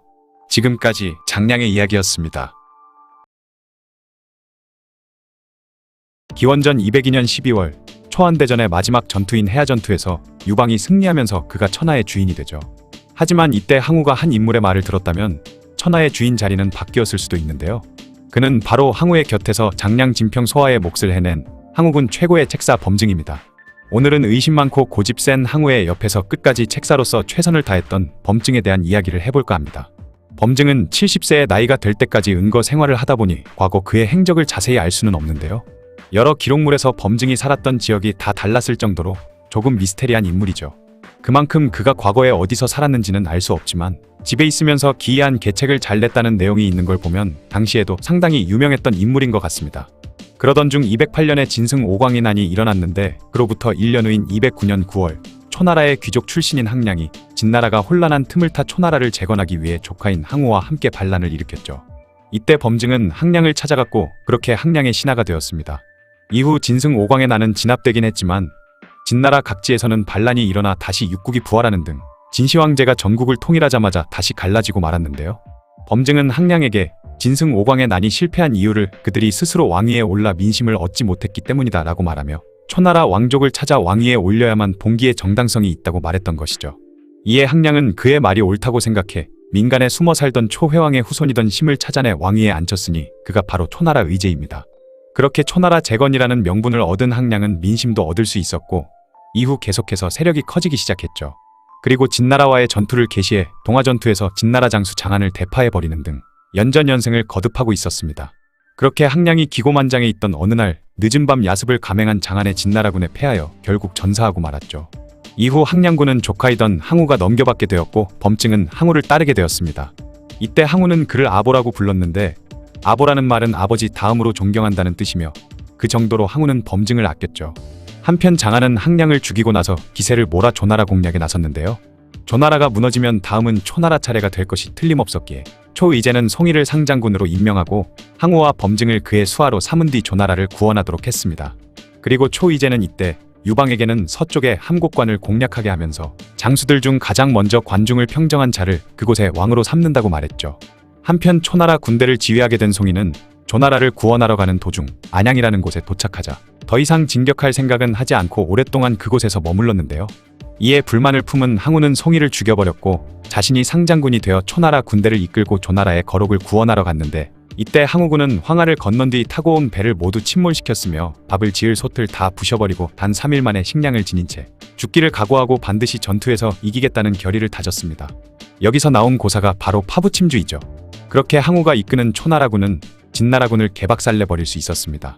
이때 진나라 장수 장안은 간신조고의 농단으로 공을 세워봤자 시기당할 것이며 패배한다면 책임을 지고 죽게 될 상황에 처하자 20만 명의 군사를 이끌고 항우에게 투항해버렸죠. 한편 함곡관을 향해 진군했던 유방군은 이때 이미 관중에 들어갔으며 기원전 206년 10월에는 진왕 자영으로부터 항복을 받아내버렸습니다. 그리고 유방은 함곡관에 부하 장수를 보내 누구도 그곳을 지나오지 못하도록 지키게 했죠. 이 소식을 듣고 화가 난 항우는 곧바로 전군을 이끌고 함곡관으로 향했습니다. 그런데 함곡관에 도착을 했지만 유방의 부하 장수는 문을 열어주지 않았죠. 이때 범증은 불같이 화내며 패공은 반역을 하려 하는가? 라고 말하더니 근처 집들의 장작 한 묶음씩을 가져오라 명했고 함곡관의 문을 불태워 버리려고 하는 것이었습니다. 이에 깜짝 놀란 유방의 부하들은 문을 열어주었고 그렇게 항우는 함곡관을 지나갈 수 있었죠. 그리고 40만 항우군은 마침내 홍문에 도달하게 되었습니다. 이때 범증은 항우에게 유방은 여색과 재물을 좋아하는데 지금 관중에서는 재물과 여자에게 손 한 번 대지 않고 있습니다. 이는 유방의 뜻이 작지 않다는 것입니다. 훗날 큰 장애가 될 인물이니 때를 놓치지 말고 그를 공격하셔야 합니다. 라고 조언했죠. 그러지 않아도 유방에게 열받은 항우는 그를 제대로 족쳐야겠다고 생각하고 있었습니다. 한편 유방의 참모였던 장량은 항우의 숙부이던 항백과 친분이 있던 사이였는데요. 장량은 항백에게 부탁해 유방이 항우를 찾아가 용서를 빌 수 있도록 주선해달라고 했죠. 그렇게 항우가 홍문에서 연 연회 자리에 유방과 장량은 함께 찾아가 항우에게 자기가 잘못했다고 용서를 구하는 것이었습니다. 그러자 항우의 분노는 눈 녹듯이 사라져버렸고 범증이 연애 자리에서 수차례 눈빛을 보내고 옥결을 들어보이며 그를 넙세라고 신호를 보냈지만 항우는 범증의 말을 듣지 않았죠. 그러자 범증은 밖에 나가 항우의 사촌동생이던 항장에게 건물을 추는 척 하다가 기회가 오면 유방을 찔러 죽일 것을 지시했습니다. 하지만 이를 눈치챈 항백이 항장과 함께 건물을 추며 유방의 암살을 막았고 분위기가 점점 험악해지자 유방은 화장실에 가는 척하면서 얼른 도망을 쳐버렸죠. 이런 천재일우의 기회를 놓쳐버린 항우가 너무 어이없고 열받았는지 범증은 어린 놈과는 이를 도모할 수 없다. 이제 천하를 빼앗을 자는 바로 패공 유방이다. 라고 하며 답답해했다고 합니다. 하지만 이후 관중 땅까지 차지하면서 천하의 주인이 돼버린 서초패왕 항우는 18명의 제후들을 각지의 왕으로 뽑기 시작했는데요. 항우는 범증의 조언을 받아들여 유방을 한왕으로 삼아 오지 중에 오지인 파촉 땅으로 보내버렸습니다. 파촉은 잔도가 없으면 탈출 자체가 불가능한 감옥 같은 곳이었으며 당시 정치범들을 유배 보내는 곳이기도 했죠. 그리고 유방이 다시 밖으로 나오지 못하도록 견제하기 위해 진나라의 옛 장수들인 장안 사마은 동해를 각각 옹왕, 세왕, 저광으로 봉하여 유방이 파촉에서 빠져나올 수 없도록 전담 마크맨들을 붙여버렸습니다. 한편 천하의 주인이 된 항우에게 범증의 거칠었던 조언의 말들은 빈번히 항우의 심기를 건드리고 있었는데요. 한신에게 비범한 능력이 있다는 것을 깨달은 범증은 몇 번이나 항우를 찾아가 한신을 중요하게 써야 한다며 청거했고 만약 글을 쓰지 않을 거면 죽여서 후한을 없애라고 했지만 한신을 우습게 여긴 항우는 범증의 충고를 무시해버렸습니다. 이후 한신은 항우 진영을 떠나 유방에게 찾아갔는데 역시나 그의 능력을 꿰뚫어본 소하의 추천으로 유방은 한신을 대장군으로 삼았고 몇 달 동안 자신의 세력을 정비해 한왕이 된 지 불과 8개월 만인 206년 8월에 불시에 함곡관을 빠져나와 방심하고 있던 전담 마크맨 삼진을 공격해버렸죠. 그렇게 초안 전쟁이 시작되었습니다. 유방은 삼진을 평정한 뒤 죽은 초의제를 위해 제사를 지낸 뒤 각지의 제후들을 집결시켜 56만의 대군을 모을 수 있었고 그렇게 초나라의 본거지인 팽성으로 진격했죠. 이때 항우는 반란을 일으킨 제나라와 전투를 벌이고 있었기에 유방은 손쉽게 팽성을 점령할 수 있었습니다. 그런데 유방을 그냥 내버려둘 수 없었던 항우는 3만 명의 병사만을 이끌고 엄청난 속도로 팽성을 향해 진격했고 병력차가 약 20배나 났지만 한나라군을 만나기만 하면 벌레 밟아주기듯 마구 조져버렸죠. 그렇게 56만 대군은 고작 항우가 이끄는 3만 명의 병사들로 인해 완전히 개박살나버렸으며 유방은 뒤도 안 돌아보고 도망치는데 온 정신을 쏟고 있었습니다. 결국 유방은 형양으로 간신히 도망칠 수 있었는데요. 이때 항우는 유방을 쫓아 형양까지 오게 되면서 형양마저 함락 직전까지 몰렸으며 항우가 유방군의 식량 보급로까지 끊어버리자 유방은 한계에 봉착하게 되었죠. 유방은 결국 항우에게 사신을 보내 강화 요청을 했는데 아직 제나라의 반란도 완전히 진압하지 못했고 전투도 지지부진했던 상태였기 때문에 항우는 유방의 요청을 받아들이려 했습니다. 하지만 범증은 유방은 위험한 인물이니 강화를 받아들여선 절대 안 된다고 주장했고 고심 끝에 범증의 주장을 받아들인 항우는 더욱 형양에 맹공세를 퍼부었죠. 범증의 방해로 인해 강화 시도가 실패한 유방은 진평에게 어떻게 해야 이 난관을 헤쳐나갈 수 있을지 대책을 물었는데요. 그러자 진평은 항우의 강직한 신하들은 범증, 종리말, 용저, 주운 등 몇 사람밖에 없습니다. 대왕께서 만약에 금 수만 근을 내어주신다면 항우와 신하들의 사이를 갈라놓아 서로 의심하게 할 수 있습니다. 이후 공격을 가하면 이길 수 있습니다. 라고 말하는 것이었죠. 그러자 유방은 곧바로 진평에게 몇만이나 되는 금을 주었고 진평은 돈을 쏟아부어 항우의 수많은 신하들이 항우에게 불만을 품었고 유방과 내통하고 있다. 라는 내용의 유언비어를 퍼뜨렸습니다.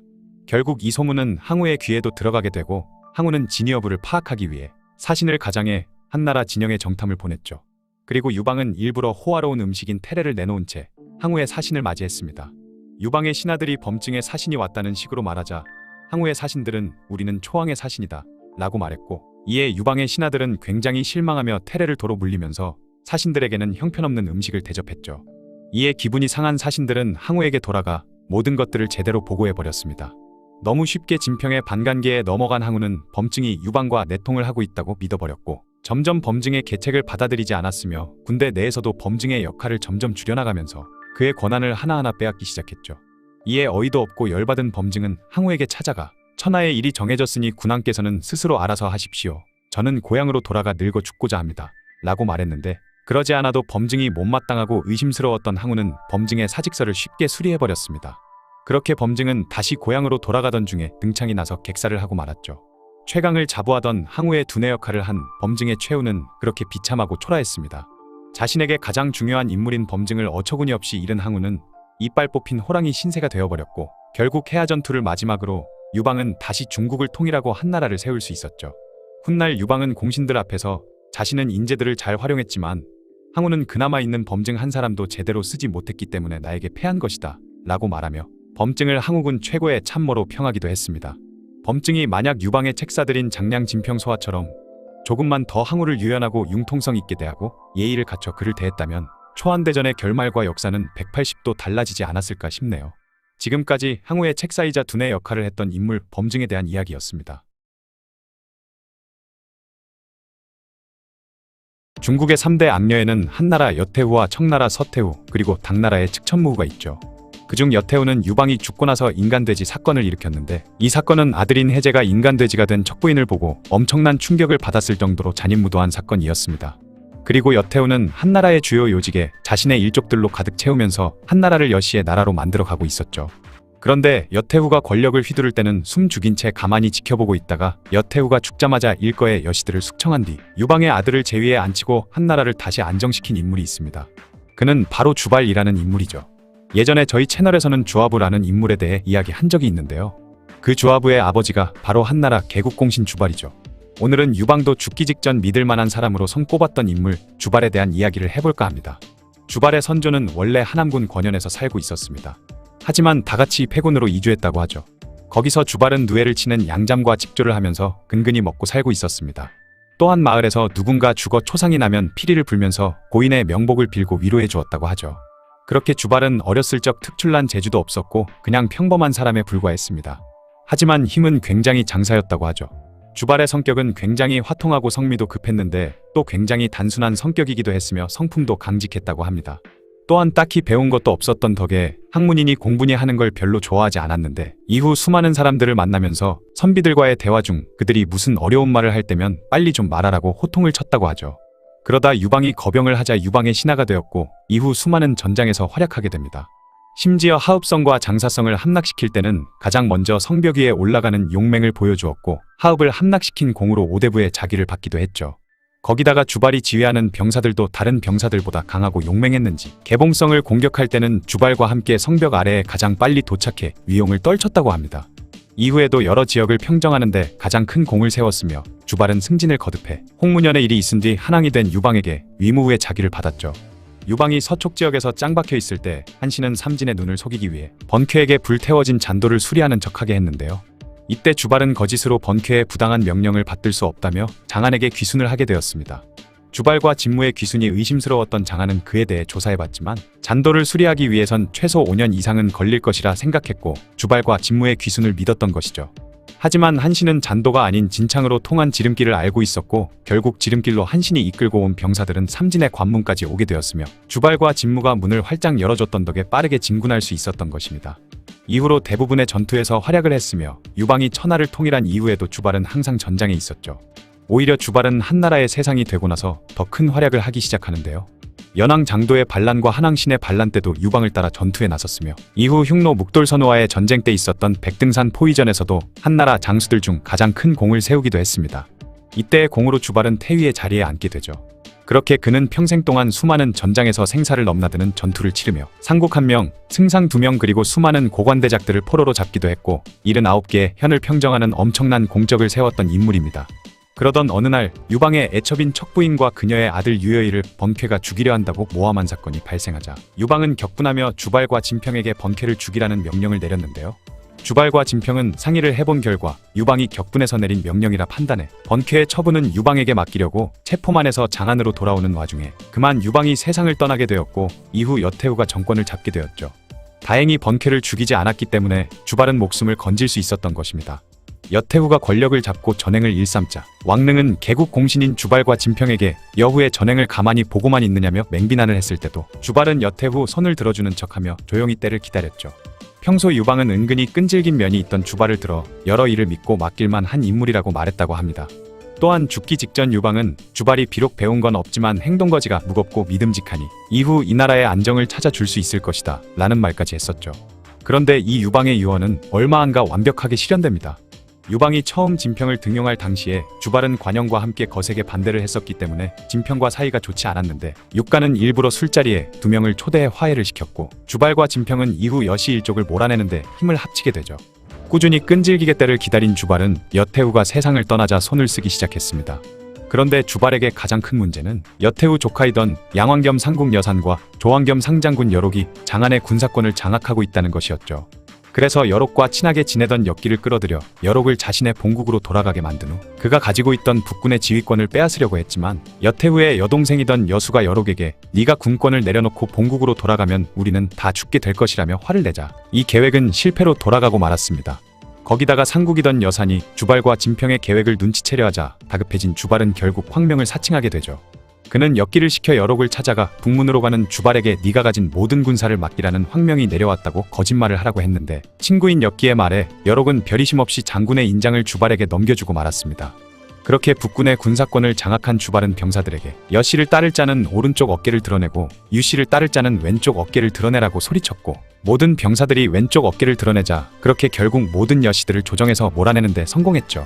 그렇게 주발은 오랜 기간 심사숙고하며 끈질기게 참고 있다가 마침내 여씨들의 전횡을 일거에 없애버리는데 성공한 것입니다. 그리고 조정을 장악한 주발과 진평은 유방의 아들인 대나라왕 유영을 즉위시켰고 그가 바로 한 문제이죠.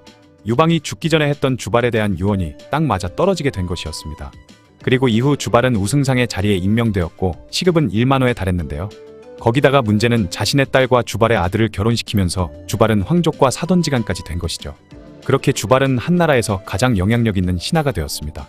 그런데 문제가 즉위하고 한 달쯤 지났을 무렵 어떤 한 사람이 주발에게 이미 신분도 높고 재산도 많고 황제의 총애도 한몸에 받고 있는데 이 상태가 오래 간다면 화가 미칠 것이다 라고 조언하자 그는 벼슬을 내려놓고 고향으로 내려가 살았죠. 이후 승상의 자리는 진평이 차지하게 되었는데 얼마 안 가 진평이 세상을 떠나자 문제는 다시 주발을 조정으로 불러들였습니다. 그런데 원앙이라는 사람이 문제에게 과거 여태우가 전횡을 휘두를 때 주발은 가만히 있었고 여태우가 죽은 다음에야 거사를 일으켰으니 주발을 너무 잘해주지 말라며 그를 비판했는데 이후 주발에게 굽신거리던 문제는 엄한 태도로 그를 대하기 시작했죠. 이 때문에 주발은 원앙을 굉장히 미워했지만 훗날 원앙의 도움으로 목숨을 건지게 됩니다. 시간이 흘러 문제는 주발에게 다시 본국에 돌아가도록 명했고 그렇게 주발은 고향으로 내려갔는데 자신이 숙청당하지 않을까 불안에 떨며 살게 된 것이죠. 주발은 항상 갑옷을 입고 지냈으며 어디 나갈 때는 많은 병사들을 이끌고 나갔습니다. 그런데 그의 이러한 행동은 그가 모반을 일으키려 한다는 소문으로 번졌고 이에 문제는 그를 잡아 조사해보라고 명령하게 되었죠. 그렇게 온갖 고문을 받던 주발은 옥리에게 천금을 뇌물로 주었고 옥리는 그런 주발이 살 수 있는 방도를 알려주게 됩니다. 주발은 이후 박태우의 동생인 박소에게 엄청난 뇌물을 건넸고 뇌물을 받은 박소는 언니인 박태우를 찾아가 공주의 시아버지가 이런 꼴을 당하는 게 말이 되냐며 주발의 편을 들어줬던 것이죠. 이후 박태우는 문제가 문안인사를 드리러 오자 그를 꾸짖었고 마침내 주발은 풀려날 수 있었습니다. 그렇게 겨우 풀려날 수 있었던 주발은 수십 수백만의 군사들을 지휘하던 내가 옥리 한 사람의 권세가 그렇게 대단한 줄은 꿈에도 몰랐다 라고 말했다고 하죠. 게다가 주발이 역모 혐의를 받고 잡혀왔을 당시 신하들 중 유일하게 원앙이 주발의 무죄를 주장하며 그를 옹호해 주었는데 그 덕분에 훗날 주발과 원앙은 친한 사이가 되었다고 합니다. 이후 주발은 본국으로 돌아가서 살다가 세상을 떠나게 되었으며 무후라는 시호를 받았죠. 주발은 확실히 한나라 개국 공신들 중에서 손에 꼽을 정도로 파란만장한 삶을 살았던 인물인 것 같네요. 지금까지 여시 천하가 될 뻔한 한나라를 다시 안정시켰던 인물 주발에 대한 이야기였습니다. 건한 삼걸은 장량 소와 한신을 뜻하지만 몇몇 사람들은 건한 사걸이라고 해서 이 인물을 넣어야 한다는 말을 하기도 합니다. 이 인물은 바로 진평인데요. 진평은 유방이 굉장히 위험한 처지에 놓일 때마다 기묘한 계책을 내어 유방을 위기에서 건져주었던 그런 인물이기도 하죠. 진평은 어렸을 적 부모를 일찍 여의고 가난한 삶을 살았지만 책 읽고 공부하는 걸 좋아했습니다. 그리고 기골이 장대하고 풍채도 좋았기 때문에 그의 형 진백은 진평의 잠재력을 높게 사 진평이 일을 안 하고 열심히 공부할 수 있게 뒷바라지를 해주었죠. 하지만 진평이 형의 집에 눌러 살면서 돈은 벌지 않고 공부만 하는 것이 꼴보기 싫었던 그의 형수가 투덜대자 형은 화를 내며 아내를 집에서 내쫓기까지 했습니다. 그렇게 공부만 하던 진평은 훗날 마을의 부잣집 여자와 결혼을 하게 되면서 가난에서 탈출했으며 그때부터 많은 사람을 사귀게 되었죠. 그러면서 훗날 자신이 큰 도움을 받게 되는 위무질 아는 사람도 친구로 지내게 됩니다. 그가 젊었을 때 이런 일도 있었는데요. 마을에 토지신에게 지내는 제사가 있었는데 진평이 제사에 올린 고기를 나눠주는 역할을 하게 된 것이죠. 진평이 마을 사람들에게 고기를 매우 공평하게 나눠주자 마을 사람들이 칭찬해줬는데 그때 그는 천하를 나누는 일을 맡겨도 공평하게 잘할 수 있는데 라고 푸념하듯 말했다고 합니다. 이 일로 인해 진평분육이라는 고사성어가 생긴 것이죠.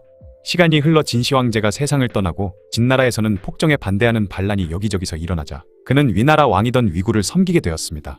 하지만 여러 계책을 내어도 위왕에게 중용되지 못했고 심지어 사람들에게 모함까지 당하게 되자 위나라를 떠나 항우의 신하가 되었습니다.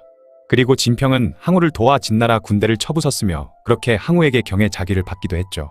진평이 항우의 신하로 있을 때 끔찍한 일이 벌어지기도 했는데요. 그 일은 바로 초인목후이관이라는 사건이죠. 항우가 진나라를 멸망시켰을 때 진왕 자영을 죽이고 진나라 수도였던 함양을 불태워버렸습니다.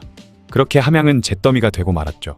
이때 항우와 부하들은 폭정을 일삼던 진나라를 멸망시켰다는 명예로운 일을 해냈으니 고향에 돌아가 자신의 전공을 많은 사람에게 자랑하고 싶었고 얼른 초나라로 돌아가고 싶어 했던 것입니다.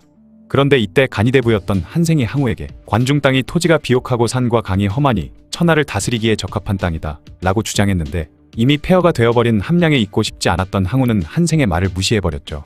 그러자 한생은 이 좋은 땅을 다 때려 부숴버리고 다시 총구석으로 돌아간다고 하는 항우를 보고 어이없어하며 사람들 말로는 초나라 인간들은 원숭이가 갓을 쓰고 사람 행세를 하는 거나 다름없다던데 과연 그렇구만 이라고 말한 것입니다. 그러자 처음 항우는 그 말이 무슨 말인지 못 알아들었지만 나중에 진평에게 그 말의 뜻을 물어본 뒤 뒤늦게 격분하여 한생을 잡아 삶아 죽여버렸죠. 진평도 항우가 물어보니 대답해준 것이었겠지만 결국 진평 때문에 한생이 목숨을 잃어버린 것이었습니다. 어쨌든 이후 진평은 항우와 함께 은나라를 공격해 은왕의 항복을 받아냈죠. 그러던 기원전 205년 한왕 유방이 삼진을 평정하자 은왕이던 사마왕이 다시 반기를 들고 유방의 편으로 돌아섰습니다.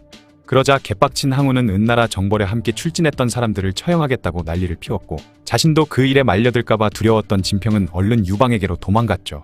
이때 항우에게 상으로 받았던 금은보화들을 모두 두고 갔는데 이것이 자신의 목숨을 살려줄 줄은 꿈에도 생각 못했습니다. 그가 도망쳐와 배를 타고 황하를 건널 때였죠. 뱃사공이 그의 행색을 보아하니 부자인데 잘못을 저질러 도망치는 걸로 보았고 분명히 품 안에 수많은 재물이 있을 거라 생각한 채 진평을 죽이고 금품을 빼앗으려는 기회를 노리고 있었던 것입니다.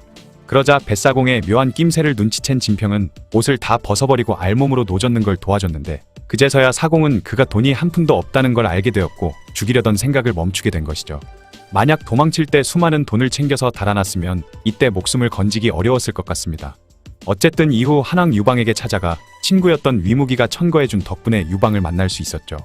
유방은 그와 몇 마디 나눠보고 나서 그의 비범함을 알아보고 자신과 함께 수레를 타고 다니게 했으며 호군 중위의 직책을 맡겼는데요. 그러자 여러 장수들은 갑자기 나타난 사람이 자신들을 관리 감독하는 것을 못마땅해하며 유방에게 찾아가 항의를 했지만 유방은 오히려 더 진평을 총애했다고 하죠. 주발과 관영 등이 유방을 찾아와 진평의 행실이 더럽다며 그를 비난하자 유방은 위무자를 불러 진평의 품행에 대해 물었습니다. 그러자 위무자는 저는 그 사람의 능력에 대해 말씀드렸고 폐하께서는 품행에 대해 물으셨습니다. 저는 기이한 계책을 내는 사람을 천거한 것이니 그가 내는 계책이 나라에 이로운지 아닌지만 따지면 될 것 같습니다. 라고 했다고 하죠.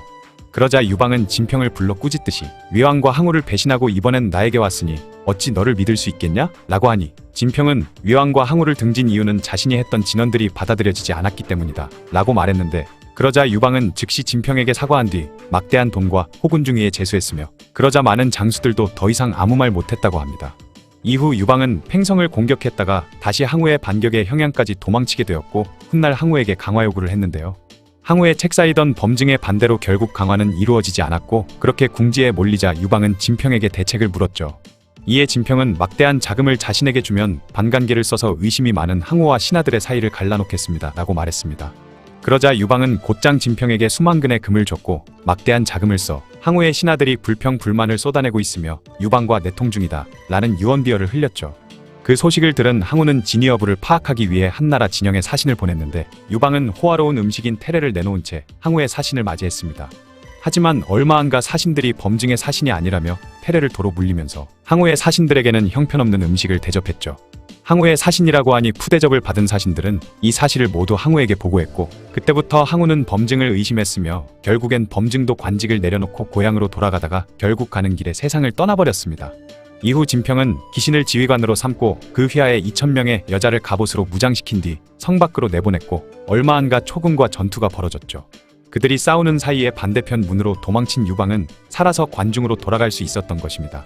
이후 항우와 휴전 협정을 맺고 항우가 다시 팽성으로 돌아갈 때 진평은 장량과 함께 철수하는 항우의 뒤통수를 때려야 한다고 했으며 범증도 잃고 뒤치기까지 당하자 이때부터 항우의 몰락은 가속화되었죠. 결국 해야 전투에서 유방이 승리하면서 한나라를 세우게 되었습니다. 진평은 한나라의 군주이던 유방의 목숨을 건져주며 한나라 건국에도 엄청난 영향을 끼쳤던 것이죠. 그리고 이후 장량이 몸이 좋지 않아 집에서 요양을 하는 동안 그 빈자리를 진평이 메꾸면서 유방의 1등 책사로 활약하기 시작했습니다. 유방에 의해서 천하는 통일되었지만 계속해서 크고 작은 반란들이 계속되었는데요. 제나라를 멸망시킨 한신이 자신이 제나라 왕이 되고 싶다고 유방에게 허락을 구하자 유방은 굉장히 분노했지만 이때 진평이 유방의 발을 밟으며 신호를 주자 유방은 화 안 난 척하면서 한신을 제나라 왕으로 삼았죠. 그리고 진평은 한신과의 정면 대결은 승산이 없다고 말하며 남방의 운몽호를 순시한다고 속이고 제후들과 진땅에서 회동을 한다고 한 뒤에 그때 한신이 오면 사로잡아버리라는 계책을 일러주었습니다. 유방은 진평의 계책을 따랐고 그렇게 한신을 사로잡아 초항에서 회음으로 격화시켜버렸죠. 한신을 그냥 잡으려 했으면 군사적 충돌이 있을 수도 있었는데 진평의 계책으로 쉽게 한신을 사로잡을 수 있었던 것입니다. 그리고 훗날 유방은 흉노의 묵돌선우와 전쟁을 치르다가 평성에서 흉노군 40만에게 포위되는 일이 일어났죠. 흉노군에 포위되어 식량도 바닥이 나자 유방을 포함한 한나라군 전체가 위기를 맞게 되었던 것입니다. 이때도 진평의 계책으로 유방은 목숨을 건질 수 있었는데요. 진평은 유방에게 묵돌의 연지에게 선물을 주는 동시에 훗날 묵돌에게 바칠 미인이라며 미인도를 보여주자는 것이었죠. 그러면 연지는 자신의 총애를 잃을 수도 있기 때문에 묵돌에게 포위를 풀고 돌아가자고 할 것이라는 것이었습니다. 유방은 진평의 계책을 그대로 실행에 옮겼는데 실제로 묵돌선우는 일부 포위망을 풀면서 퇴각 준비를 했고 그곳을 필사적으로 뚫고 나간 유방은 진평 덕분에 또다시 목숨을 건질 수 있었죠. 유방은 여러 번 진평 덕분에 목숨을 구하자 고격이라는 지역을 지나가면서 그 지역이 굉장히 넓고 풍족한 걸 보고는 진평을 고격으로 봉하고 그곳을 선물로 주기도 했습니다. 이후로도 양왕 팽월과 회남왕 영포의 난이 일어나자 출진하여 6번의 기묘한 계책을 내면서 난을 진압하기도 했는데 이 기묘한 계책은 비밀에 붙여져 알려지지 않았죠. 또한 훗날 유방의 애첩인 척부인과 그녀의 아들 유여이를 번쾌가 죽이려 한다고 모함한 사건이 발생하자 유방은 격분하며 주발과 진평에게 번쾌를 죽이라는 명령을 내렸는데요. 진평은 왠지 유방이 갑자기 눈 돌아가서 자초지종도 알아보지 않고 이런 명령을 내렸을 거라 생각해 주발과 상의 후에 황실에 외척이던 번쾌를 함부로 죽일 수 없다는 핑계로 번쾌를 사로잡아 장안으로 연행하고 있었죠. 그런데 장안으로 돌아오는 와중에 유방이 죽어버리고 말았고 이후 여태후가 정권을 잡았던 것입니다. 하지만 다행히 번쾌를 죽이지 않았던 덕에 진평은 오히려 여태후에게 칭찬을 듣게 되었고 자신도 목숨을 건질 수 있었던 것이죠. 여태후가 정권을 장악한 뒤 전행을 일삼자 진평은 그녀의 전행에 동조하는 듯한 처세수를 보여줬고 그러자 여태후는 진평을 승상보다 한 단계 더 높은 자리인 상국 좌승상에 임명했습니다. 하지만 진평은 여태후의 집권 기간 동안 정치에는 무관심한 듯 주색에 빠진 것처럼 행동하며 때를 기다렸고 기원전 180년 여태후가 세상을 떠나자 진평은 주발과 함께 국정을 농단하던 여씨 일족을 제거해버린 이후 유방의 넷째 아들을 황제로 추대했는데 그가 바로 한문제였죠. 이후 진평은 쭉 승상으로 지내다가 기원전 178년에 세상을 떠나게 되었습니다. 진평은 건한삼거린 소아 장량 한신보다 이름이 그다지 알려져 있지는 않지만 당시 대세를 보는 안목이 탁월했으며 초안전쟁뿐만 아니라 흉노와의 전쟁 그리고 여러 반란에서도 책략가로서 능력을 10분 발휘해 기묘한 계책으로 몇 번이나 유방의 목숨을 구해주었고 여러 전투에서 승리할 수 있었죠. 그가 한나라 건국에 끼친 막대한 영향력을 생각해보면 건한사거리 되어도 괜찮을 것 같네요. 지금까지 기묘한 계책으로 유방을 몇 번이나 구해내고 한나라 건국에 지대한 영향을 끼친 인물 진평에 대한 이야기였습니다.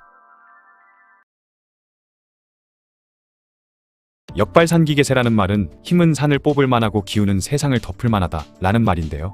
이 역발산기계세는 바로 항우를 두고 한 말입니다. 항우는 50만이 넘는 유방의 군대를 단 3만 명의 병력으로 초토화시켜버릴 만큼 엄청난 무력을 가진 인물이었죠.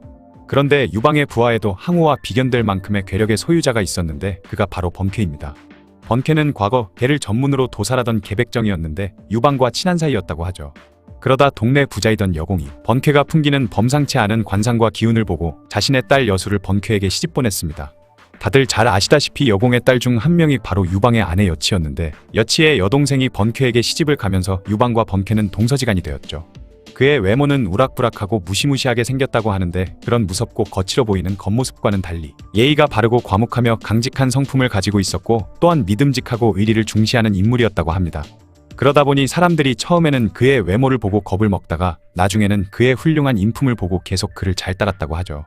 거기다가 그는 미천한 백정 출신이었던 데 반해 매우 뛰어난 언변을 구사했고 훗날 역사가들은 번쾌를 백정이지만 선비의 고상한 품격이 느껴진다고 말했을 정도였다고 합니다. 인품이 워낙 좋다 보니 그는 아내 여수와도 굉장히 사이가 좋았다고 하죠. 한편 209년에 진승 5광의 난이 일어나면서 진나라의 여러 군현들 역시 봉기하고 있었는데요. 당시 유방은 죄수들을 여산에 끌고 가는 임무를 맡았다가 죄수들이 대부분 달아나는 바람에 책임을 피하기 위해 산속으로 도망쳐 숨어 살았는데 유방을 반란의 우두머리로 삼기 위해 번케는 소아, 조참의 부탁을 받고 그를 데리러 가게 되죠. 그리고 유방이 거병할 당시 번케는 소아와 조참 등과 함께 2~3천 명의 병사를 모아 거병에 참가하게 되었습니다. 이후 그는 유방과 함께한 거의 모든 전장에서 괴력을 발휘해 엄청난 공을 세우게 되었고 수많은 성을 함락시킬 때도 가장 먼저 성벽에 오르기도 하는 등 굉장한 활약을 하게 되죠. 거기다가 번케는 무식하게 힘만 센 건 아니었는데요. 기원전 206년 유방이 함양을 점령했을 때 굉장한 정치력을 발휘하는데 유방이 진나라의 궁으로 들어갔을 때 수많은 미녀와 보물에 눈이 돌아가서 거기서 죽치고 신나게 놀 생각을 하자 번케는 장량과 함께 유방을 찾아가 거의 끌어내리다시피 하면서 유방이 쾌락에 빠지지 못하도록 했으며 그러자 유방은 군대를 철수시켜 함양 백성들이 약탈을 당하지 않게 했죠. 하지만 번케의 가장 큰 업적은 바로 홍문연에서 발휘되는데요. 유방이 관중에 먼저 입성했다는 소식을 들은 항우는 굉장히 분노하며 유방을 죽여버리려고 했던 것입니다. 그리고 항우의 책사이던 범증도 이 기회에 반드시 유방을 죽여야 한다고 했지만 홍문으로 직접 찾아온 유방이 항우에게 사과를 하자 항우는 유방을 용서해 줬던 것이죠. 그러자 범증은 항장에게 건물을 주다가 기회를 보고 유방을 죽여버리라고 명령했는데 이 범증의 계획을 눈치챈 장량이 연회장 입구에 서 있던 번쾌에게 위태로운 이 상황을 알리게 된 것이죠. 그러자 번쾌는 무서운 기세로 연회장에 뛰어 들어왔는데 이때 얼마나 번쾌의 기세가 사나웠는지 항우도 놀라서 순간 무기를 들려고 했을 정도였다고 합니다. 어쨌든 번쾌가 연회장에 들어서자 항우는 누구인지 물었는데 장량이 유방의 호위무사 번쾌라고 대답해 주었죠. 그러자 평소 남자답고 용맹한 사람을 좋아하던 항우는 건물을 멈추고 번쾌에게 술과 고기를 주라고 명령했습니다. 그래서 항장은 유방을 위협하던 건물을 거둘 수밖에 없었죠. 그리고 번쾌는 순식간에 술 한 마를 들이켰고 앞에 놓여있던 돼지고기 생고기를 우적우적 씹어먹어 깔끔하게 먹어 치워버렸습니다. 그러자 항우는 그런 번쾌의 모습을 보고 참으로 대단한 장사라며 찬사를 아끼지 않았으며 술을 더 마시겠냐고 번쾌에게 물었는데 이때 번쾌는 쩌렁쩌렁한 목소리로 죽음도 두려워하지 않는 소장이옵니다. 사내대장부가 어찌 몇 말의 술인들 사양하겠습니까? 라고 대답한 뒤 다시 엄청난 양의 술을 벌컥벌컥 들이켰습니다. 항우는 그저 그의 술 마시는 모습을 감탄하며 쳐다봤는데 그 사이에 화장실에 간다며 유방은 연회장을 몰래 빠져나왔고 술을 마시고 다시 밖으로 나온 번쾌와 함께 도망쳤다고 하죠. 일부 기록에는 번쾌가 항우에게 유방은 재물에 손도 안 대고 항우가 오기만을 기다리고 있었는데 왜 유방을 해하려 하냐며 천하의 인심이 항우를 떠나버릴까 염려된다고 말해 홍문연의 분위기를 순식간에 진정시키기도 했다고 합니다. 어쨌든 번쾌는 홍문연에서 빠져나와 유방에게 얼른 도망가자 했지만 항우가 불쾌하게 여길까 두려웠던 유방이 망설이자 저기는 칼과 돔하고 우리는 생선에 불과한데 그런 소리가 나오냐며 일갈했고 그제서야 유방은 얼른 도망쳐 버렸다고 하죠. 그렇게 유방이 목숨을 잃을 위기에서 번쾌가 등장해 극적으로 그를 구해낼 수 있었던 것입니다. 이후 유방은 한항으로 봉해져 구석진 서촉 지역으로 쫓겨나게 되었죠. 그리고 한나라군이 삼진을 시작으로 다시 중원으로 공격해 들어올 때 번쾌 역시 참전의 초안대전에서도 맹활약하게 되었습니다. 그리고 마침내 항우를 없애고 유방이 천하의 주인이 되자 그는 많은 공을 세웠던 만큼 많은 시급을 받을 수 있었죠. 한나라가 천하를 통일한 이후로도 번쾌는 연항장도, 초항한신, 한항신, 조나라 진여와 만구신, 연항노관, 대장군 조기의 반란을 진압하는 데 가장 많은 공적을 세웠고 이후는 우승상의 자리까지 올라갔습니다. 훗날 한신이 초항의 자리에서 회음으로 강등된 이후 번쾌를 개무시하는 일도 있었는데요. 한신이 회음으로 강등되고 나서 어느 날 우연히 번쾌의 집 앞을 지나게 되자 그의 집을 방문하게 되었는데 번쾌는 한신을 깍듯하게 모셨고 누추한 곳을 찾아줘서 영광이라며 그를 반갑게 맞이해 주었죠. 그리고 얼마 후 한신은 번쾌의 집을 나서면서 자신이 번쾌 따위와 동급이 되었다며 한탄의 말을 했다고 합니다. 비록 한신만큼은 아니지만 그래도 엄청난 공을 세웠던 번쾌이기도 하고 번쾌의 아내는 여태후의 동생이며 또한 유방이 처음 거병을 했을 당시부터 생사고락을 함께 했던 번쾌이기에 한신은 다시 재기를 하려면 그와 친해져 도움을 받아야 마땅한 사람이었는데 그를 이렇게 개무시하는 걸 보면 정말 한신의 처세술은 최악이라 할 만했죠. 이때 생긴 고사성어가 바로 수역회오라는 말인데 이는 번쾌와 한 무리가 된 것을 수치스럽게 여긴다라는 뜻으로 사기의 회음우열전에 기록되어 있습니다. 번쾌는 흉노에 항복을 했던 왕안과 조리에게 공격당해 많은 영토를 빼앗겼을 때도 빼앗긴 땅을 다시 되찾는 전공을 세우기도 했으며 진이와 만구신이 반란을 일으켰을 때도 반란군을 개박살 내버리고 27개연을 항복시켰으며 이 공으로 상국이 되었습니다. 또한 기원전 196년 구강왕이던 영포가 반란을 일으키자 지병이 악화되고 심신이 지친 유방은 만사가 귀찮아졌죠. 이후 유방은 문을 걸어 잠근 채 아무도 만나지 않고 오직 환관들의 시중만 받고 있었습니다. 또한 반란 진압군 총사령관으로 태자였던 유영을 보내라고 했지만 여태후와 신하들의 반대로 실패하고 말았죠. 그렇게 10여일이 지나도록 유방이 아무도 만날 생각이 없자 번쾌가 앞장서서 못 들어가게 막는 사람들을 밀어내고 궁 안으로 튀어 들어갔고 수많은 대신들은 번쾌의 뒤를 따라갔습니다. 그리고 번쾌는 유방의 앞으로 다가가 눈물을 흘리며 제발 정사를 다시 돌봐달라고 간청했고 그제서야 유방은 허허허 웃으며 몸을 일으켜 다시 정사를 돌보기 시작했죠. 그리고 유방은 직접 군대를 이끌고 영포의 난을 진압하기 위해 떠났는데요. 양군이 대치하며 만났을 때 영포는 유방을 향해 황제가 되고 싶었다 라고 말했죠. 이에 유방은 분노하며 직접 무장을 한 채 병사들을 이끌고 전투에 나섰고 수많은 장수들이 깜짝 놀라 유방을 만류했지만 그는 듣지 않고 맨 앞에서 반란군과 맞붙어 싸웠습니다. 황제가 직접 칼을 들고 맨 앞에서 싸우자 한나라군의 사기는 폭발적으로 올랐고 그렇게 반란군을 진압할 수 있었죠. 그런데 유방이 신나게 날뛰다가 그만 화살을 맞아 치명적인 부상을 입고 말았는데요. 그리고 얼마 후 연왕 노관의 반란이 일어나자 부상을 입은 유방을 대신해 번쾌가 반란 진압군의 총대장이 되어 반란을 진압했습니다. 하지만 이때 번쾌의 목숨이 위태로워진 큰 사건이 벌어지고 있었죠. 그것은 바로 번쾌가 노관의 반란을 진압하러 간 사이 번쾌가 처가인 여태후 쪽과 결탁해 유방이 총애하던 척부인과 아들 유여일을 죽이려 한다고 모함한 사건이 발생한 것입니다. 그러자 유방은 격분하며 주발과 진평을 보내 번쾌를 처형하라 명령했죠. 하지만 진평은 유방이 자초지종을 알아보지도 않은 채 분노에 휩싸여 내린 명령이라 생각했고 또한 황실의 외척이기도 하고 공신이기도 한 번쾌를 함부로 죽일 수 없다고 여긴 진평은 주발과 상의한 뒤 번쾌를 장안으로 압송해 그에 대한 처결은 유방에게 맡기기로 한 것입니다. 그렇게 번쾌는 압송되어 장안에 도착했지만 이미 유방이 세상을 떠난 후였고 이후 모든 권력은 여태후가 차지했던 것이죠. 덕분에 결국 번쾌는 다시 풀려날 수 있었습니다. 그런데 진평이 번쾌를 압송했다는 소식을 들은 그의 아내 여수는 이때부터 진평을 증오하기 시작했고 그에 대한 안 좋은 소문을 퍼뜨렸다고 하죠. 이후 흉노의 선우인 묵돌이 여후에게 성희롱에 가까운 편지를 보내는 사건이 발생하기도 했는데요. 그 내용은 바로 나도 아내를 잃었고 너도 남편이 없으니 우리 서로 잘해보는 게 어때? 라는 내용이었는데 이를 보고 열받은 여태후는 당장 흉노에 쳐들어가자고 길길이 날뛰었죠.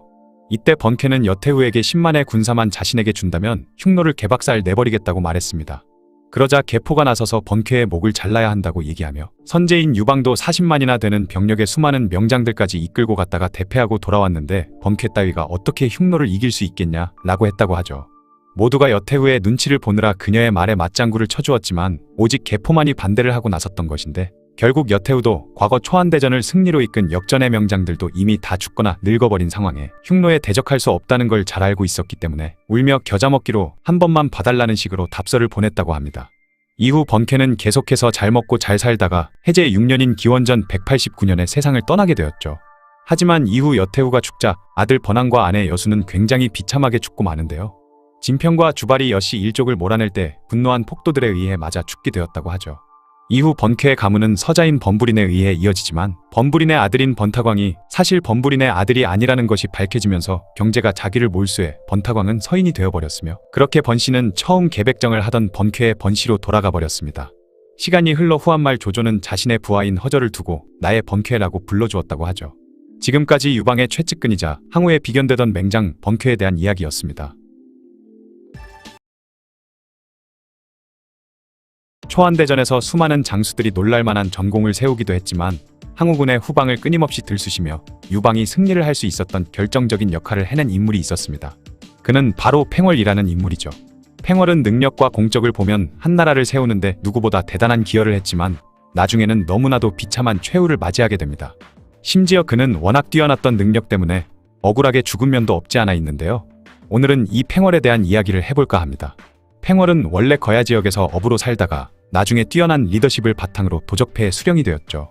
그런데 이후 진승 오광의 난이 일어나면서 너도 나도 봉기를 일으키자 그의 부하 중 일부가 팽월에게 우리도 봉기를 일으키자고 권했지만 그때 팽월은 지금 두 용이 싸우고 있으니 조금만 더 기다리자라며 잠자코 기회를 엿보고 있었다고 합니다. 그러다 1년이 지난 후 팽월의 부하들 100여 명이 그를 찾아가 다시 봉기를 일으키자고 청했는데 팽월은 계속 거절하다가 결국 부하들의 요청을 이기지 못하고 함께 반란을 일으키게 되죠. 그리고 나서 일단 해산 후 각자 준비를 한 뒤 다음날 아침에 다시 만나기로 했는데 이때 팽월은 부하들에게 약속 시간에 늦는 자는 무조건 참수한다고 말했습니다. 그렇게 다음날이 되었는데 약속 시간에 늦은 사람이 10수명이나 되었고 제일 늦은 사람은 해가 중천이 되어서야 도착했죠. 무리를 이끌기 위해서는 규율을 엄중히 지켜야 한다는 팽월의 말에 부하 몇몇은 웃으며 대충 좋게 넘어가자고 했는데 팽월은 늦은 사람이 많아 다 죽일 순 없으니 제일 늦게 온 자를 대표로 참수하겠다 라고 말한 뒤 마지막에 온 사람을 끌어내 직접 목을 쳐 제사를 지냈습니다. 그제서야 부하들은 팽월을 두려워하기 시작했고 이 일로 군의 기강을 바로 잡게 되었죠. 그리고 이후 유방이 초이제의 명을 받고 창읍을 공격할 때 팽월이 유방을 도우면서 그를 처음 만나게 되었습니다. 하지만 창읍은 함락되지 않았고 유방은 관중으로 군대를 돌렸는데 팽월은 여전히 그 근처에 남아 멸망한 위나라의 패잔병들을 모아 세력을 불려나가면서 여러 지역들을 공격하기도 했죠. 그러던 기원전 206년 항우가 진나라를 멸망시키고 18제 후왕들을 봉할 때 팽월은 아무런 자기도 받지 못했는데요. 이때 항우는 팽월이 일개 도적에 불과하다고 여겼으며 그의 활약을 인정하지 않았기 때문이었습니다. 그러자 팽월은 항우에게 반감을 품게 되었고 이는 훗날 항우에게 있어서 정말 치명적인 실책이 되어버렸죠. 어쨌든 팽월은 오갈 데가 없어지자 군사들을 거느리고 제나라의 몸을 의탁하게 됩니다.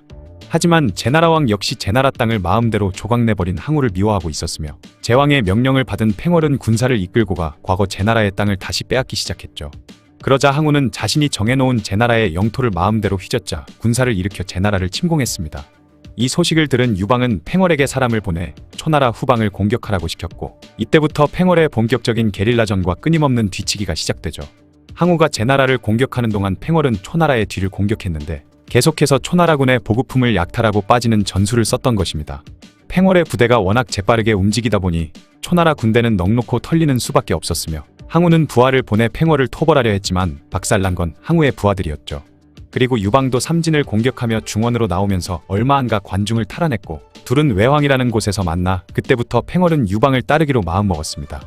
이에 유방은 팽월을 위나라 상국으로 임명했고 양나라 땅의 평정을 맡기게 되죠. 하지만 이후 유방은 팽성대전에서 항우군에 의해 무참하게 짓밟혀 뒤도 안 돌아보고 도망쳐버리자 팽월도 외황 지역까지 후퇴한 뒤 항우의 눈치를 보며 슬금슬금 양나라 땅을 평정해 나갔습니다. 이러는 와중에 항우는 유방을 쫓아 완성을 포위하고 있었죠. 항우가 완성을 포위하고 있다는 소식을 들은 팽월은 얼른 수수를 건너 합의까지 내려가 항성과 설공이 이끄는 초나라군을 아작내버렸고 이후 계속해서 지나가는 초나라군의 보급부대를 공격해 약탈했으며 보급부대가 지나가는 길을 계속 부수거나 장애물을 설치하는 등 초나라군 전체가 위태로워질 정도로 괴롭혀댄 것입니다. 거기다가 팽월의 군대가 여차하면 초나라의 주요 지역까지 밀고 들어올 수도 있는 상황이었기 때문에 항우는 어쩔 수 없이 포위를 풀고 팽월을 토벌하러 갈 수밖에 없었죠. 항우가 병력을 이끌고 돌아가는 걸 본 유방은 곧바로 다시 군사를 이끌고 진군해 성고를 재탈환하게 되었습니다.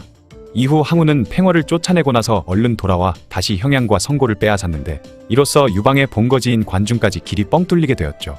유방과 한나라가 멸망해버릴 수도 있는 절체절명의 순간 그들에겐 하나의 히든카드가 있었으니 그는 바로 팽월이었습니다. 유방은 유카와 노관에게 이만의 병력을 주고 몰래 초나라 지역을 침투시킨 뒤 팽월을 만나게 했죠.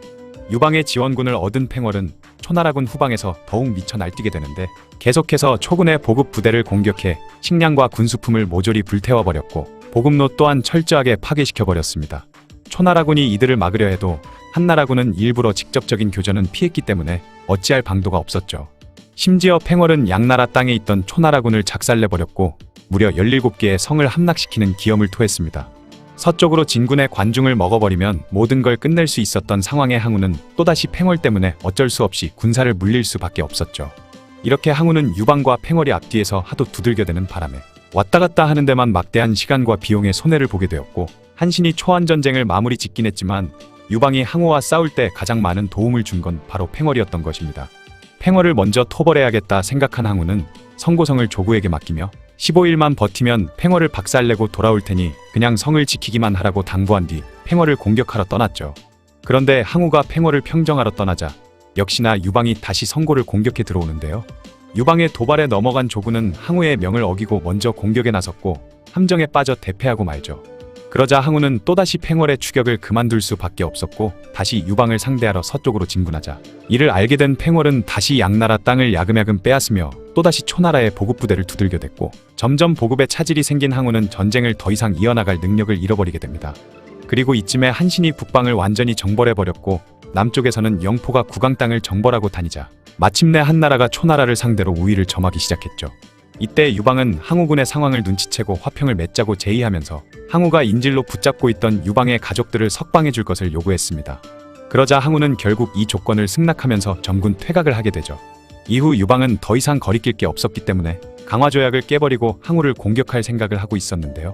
유방은 한신과 팽월에게 사람을 보내 함께 항우를 공격해 포위를 하자고 제안했지만 둘 다 여러 이유를 대면서 협조를 하지 않는 것이었죠. 유방은 한신과 팽허를 괘씸하게 여기면서 결국 혼자 군대를 이끌고 항우를 공격했지만 역부족이었습니다.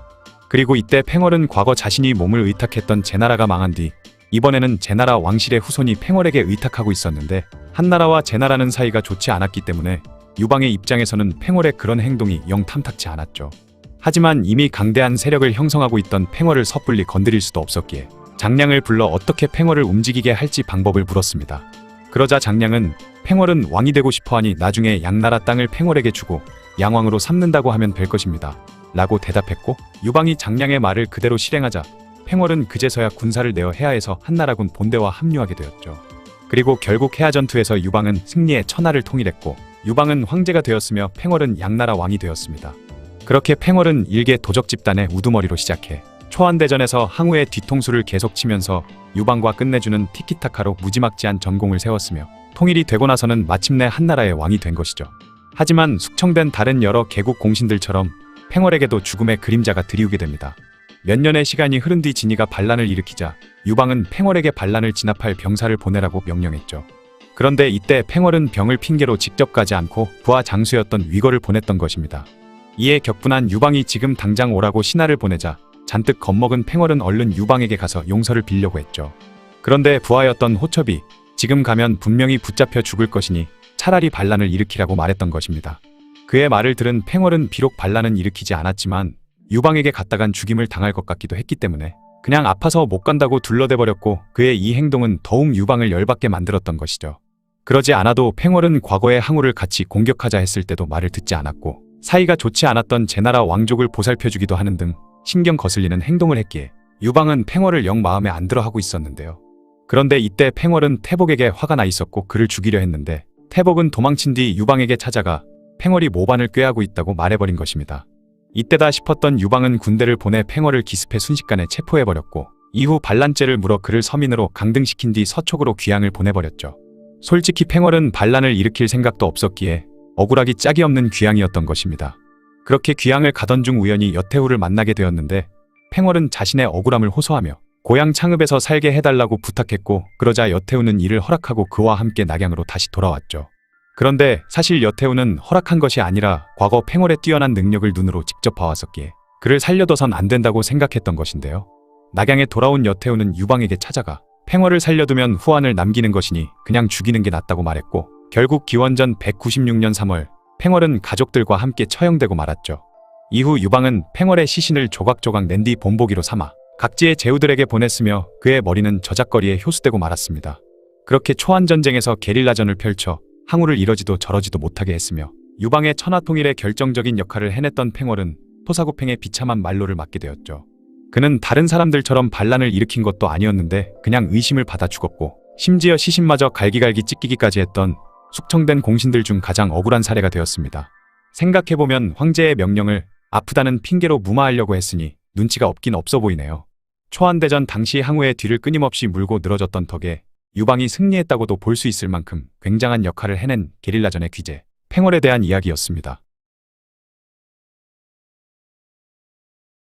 과거에 반란을 일으킬 때는 대개 그럴싸한 명분이 있기 마련이죠. 대체로 현 군주가 폭군이라는 이유로 반란을 많이 일으키는데요. 오늘 이야기할 인물인 영포는 왜 반란을 일으켰냐는 물음에 정말 뜻밖의 대답을 해서 현재까지도 모반을 일으킨 이유 중 가장 특이한 것으로 여겨지고 있죠. 영포는 원래 육현의 평민 출신이었습니다. 어느 날 길을 가던 한 관상가가 어린 영포를 보더니 형벌을 받을 운명이지만 훗날 왕이 될 상이다 라고 말했다고 하죠. 그리고 시간이 흘러 영포가 법을 어겨 처벌로 경영을 받게 되었는데 영포는 이제 왕이 될 일만 남았다 라고 하며 오히려 좋아했다고 합니다. 경영이란 얼굴에 죄목을 문신으로 새기는 형벌인데 경영을 받았다고 해서 경포라고도 불렸다고 하죠. 이후 그는 형벌로 노역에 동원되어 여산에 끌려갔는데 여산에서 같이 노역을 하던 죄수들을 모아 이들을 이끌고 여산에서 도망쳐 장강 근처에서 도적패가 되었죠. 그러던 중 진승과 오광의 난이 일어나자 그는 파군 오예의 밑으로 들어가 함께 반란을 일으켰고 영포의 뛰어난 무력을 좋게 본 오예는 자신의 딸을 영포에게 시집 보냈습니다. 이후 그는 진나라 군대를 여러 번 격파하던 중 초나라의 항량의 세력이 나날이 커지고 있다는 소식을 듣고 영포는 자신의 무리를 이끌고 항량의 휘하로 들어가 함께 진나라 군대를 무찌르게 되었죠. 이후 영포는 항량군의 선봉에 서서 수많은 전공을 세웠고 훗날 항량이 초의제를 왕으로 옹립하면서 자신은 당양군이 되었습니다. 하지만 얼마 후 장안의 기습을 받고 항량이 세상을 떠나자 영포는 초나라 수도인 팽성으로 퇴각했죠. 이후 장안의 진나라 군대가 조나라 거록성을 공격하자 초나라 의제는 송이를 총대장으로 삼아 항우와 함께 조나라에 구원군을 보냈는데요. 이때 영포 역시 장군이 되어 함께 출진했는데 송이와 항우 사이에서 갈등이 일어나 항우가 결국 송이를 살해했고 이후 영포는 항우의 부하가 되었죠. 그리고 영포는 항우군의 선발대가 되어 먼저 거록에 가서 진나라 군대를 공격했고 이후 거록대전에서 대승을 거둬 큰 공을 세우게 되었습니다. 이때 장안은 진나라 군사 20만 명과 함께 항우에게 항복을 해왔죠. 그렇게 기원전 206년 영포는 항우를 따라 진나라의 본거지인 관중을 향해 나아가던 중 끔찍한 일을 벌이게 됩니다. 그것은 바로 관중에 들어가게 되었을 때 만약 항복한 진나라 병사 20만이 갑자기 뒤돌아 창끝을 초군에 겨눈다면 항우와 영포를 비롯한 초군 전체가 위험해질 것이 분명했던 것이죠. 또한 당시 진나라 병사들은 자신들이 죽임당하지 않을까 굉장히 불안해하고 있었고 자칫 잘못하면 20만 명이나 되는 병사들이 반란을 일으킬지도 모를 일이었습니다. 그러한 이유로 항우는 영포에게 한 가지 명을 내렸고 신안이라는 곳에 도착한 이후 깊은 밤이 되자 영포는 군사들을 이끌고 진나라 병사들을 습격해 20만 명이나 되는 진나라 병사들을 모두 산채로 땅에 묻어버렸죠. 이 사건을 일컬어 신안 대학살이라 부르고 있습니다. 이후 항우는 마침내 진나라를 멸망시켰으며 영포도 그 공적을 인정받아 국왕왕에 봉해졌죠. 과거 관상가가 했던 말이 그대로 이루어진 것이었습니다. 그리고 항우는 자신이 팽성에서 살기 위해 초이제를 치면이라는 곳으로 쫓아냈는데 항우의 밀명을 받은 영포는 오의 공호와 함께 장강을 건너던 초이제를 공격해 죽여버렸죠. 훗날 여러 역사학자들은 영포가 이때부터 항우를 경계하기 시작했다는 주장을 하기도 하는데요. 항상 신안 대학살이나 초이제 시해 등 더러운 일만 시키다가 나중에 필요 없어지면 버려지는 것이 아닌가 하고 의심을 품었다는 것이죠. 그런데 이 주장이 아예 말도 안 되는 것은 아닌 게 얼마 안가 제나라에서 전형이 반란을 일으켰을 때 항우는 영포에게 지원을 요청했지만 영포는 아프다는 핑계를 대며 고작 수천 명의 병사들만 보내고 참전은 하지 않았습니다. 그리고 항우가 제나라를 공격하고 있을 때 팽성이 빈 틈을 타 유방이 제후 연합군을 이끌고 팽성을 공격했을 때도 영포는 눈치만 보고 있을 뿐 이곳에 구원군을 보내지 않았던 것이죠. 심지어 항우가 3만의 병력을 이끌고 급히 팽성을 재탈환하러 왔을 때 역시 영포는 함께 유방을 치지 않고 그냥 가만히 있었다고 합니다. 이로 인해 열받은 항우는 신하를 보내 영포를 꾸짖으며 당장 튀어오라 했지만 갔다간 목숨이 10개라도 모자랄 것 같은 분위기에 영포는 결국 항우에게 가지 않았죠. 항우는 그런 영포가 정말 못마땅했지만 이미 다른 여러 제후들이 유방의 편에 붙었고 영포마저 유방에게 붙는다면 자신을 돕는 곳은 아무데도 없기에 끝내 영포를 공격하지는 않았습니다.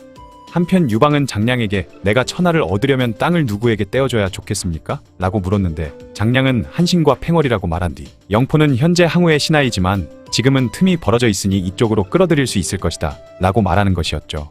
그러자 유방은 곧장 수하라는 사람을 영포에게 보내 그를 회유하라고 명령했습니다. 하지만 영포는 유방이 보낸 사람인 수하를 만나주지 않았는데요. 이에 수하는 일단 자신의 말을 들어보고 쓸데없다 싶으면 우리 사신단 20명의 목을 쳐서 항우에게 보내 충성을 맹세하면 될 일이라고 했죠. 그 말도 일리가 있다고 느낀 영포는 수하를 만나 대화를 하게 되는데 수하의 화려한 말발로 결국 영포는 유방의 편에 서기로 마음먹게 됩니다. 그때 수하가 영포에게 한 말 중 하나가 바로 영포가 항우의 군대를 단 몇 달간 묶어주기만 한다면 훗날 국왕왕의 지위를 약속받을 거라고 했던 것이죠.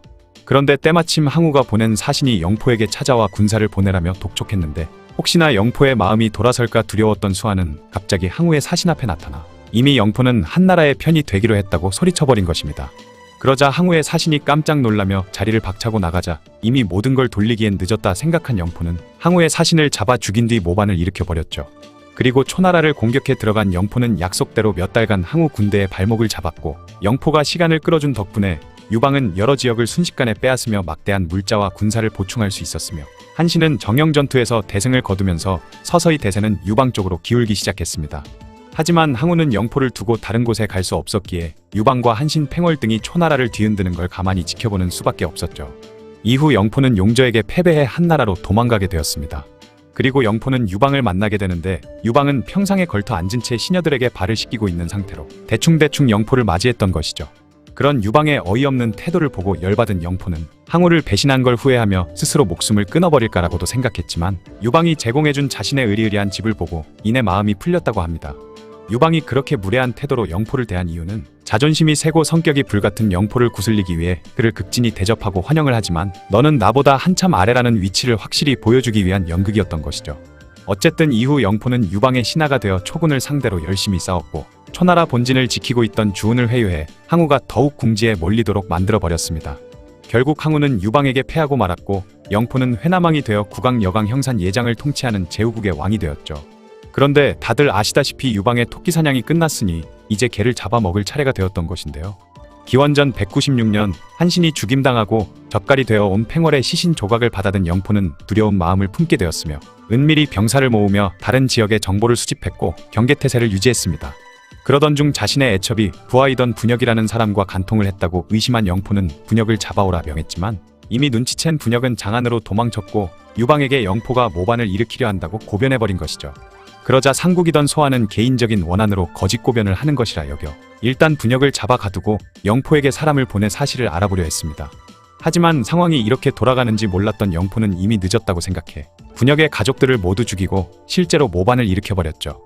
그가 모반을 일으키기 약 5년 전 유방은 이미 흉노의 묵돌선우에게 어마어마한 타격을 입은 상태였기에 영포는 나는 여러 장수들 중 한신과 팽월이 걱정이었는데 둘은 이미 죽었고 황제도 늙고 전쟁을 싫어하니 내가 두려워할 건 아무것도 없다라며 기세등등하게 반란을 일으켰던 것입니다. 처음엔 영포의 반란군은 유방의 사촌형이던 형왕 유고를 죽였고 유방의 동생인 초원왕 유교마저도 도망치게 만들었죠. 한편 실제로 유방은 지병이 악화되고 지쳐있던 터라 문을 걸어잠근 채 아무도 만나지 않고 있었는데 10여일이 지난 후 번쾌와 대신들이 들이닥쳐 울면서 호소하자 그제서야 몸을 일으켜 직접 군사들을 이끌고 영포의 반란군을 진압하러 왔던 것입니다.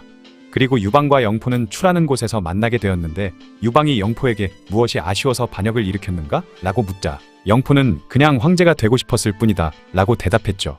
당시엔 유교의 영향으로 명분이란 것이 굉장히 중요했는데 그냥 황제 한번 해보고 싶어서 반란을 일으켰다는 영포의 말은 전 세계사를 통틀어도 반란의 명분으로는 굉장히 독특한 이유라고 합니다.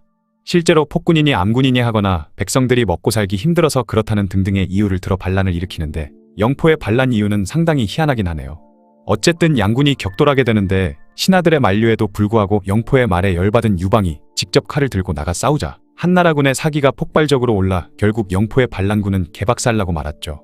그리고 영포는 병사 100여 명만 이끌고 간신히 강남으로 도망칠 수 있었습니다. 영포는 도망친 후 자신의 처남이던 장사왕 오신에게 도움을 요청했는데 오신은 반역자가 될 생각이 전혀 없었기에 영포에게 함께 월나라로 망명하자라고 속이고 파양으로 유인했으며 영포는 결국 그곳에서 사람들에게 맞아 죽고 말았죠. 그리고 오신은 영포의 목을 베어 관군에게 바쳤고 그 공으로 오신은 평생 잘 먹고 잘 살 수 있게 됩니다. 하지만 영포군과 싸우던 와중에 유방도 화살을 맞고 말았는데 훗날 이때 맞은 화살로 인해 세상을 떠나고 말죠. 영포는 군사를 다루는 일이나 용병술에 뛰어났다고 하는데 결국 유방이 이끄는 한나라군의 개박살 난 것 보면 뛰어나다고는 하지만 평생 항우와 밀고 밀리는 싸움을 해오던 유방보다는 못한 것 같네요. 지금까지 전 세계 역사상 가장 독특한 반란 이유를 댔던 영포에 대한 이야기였습니다.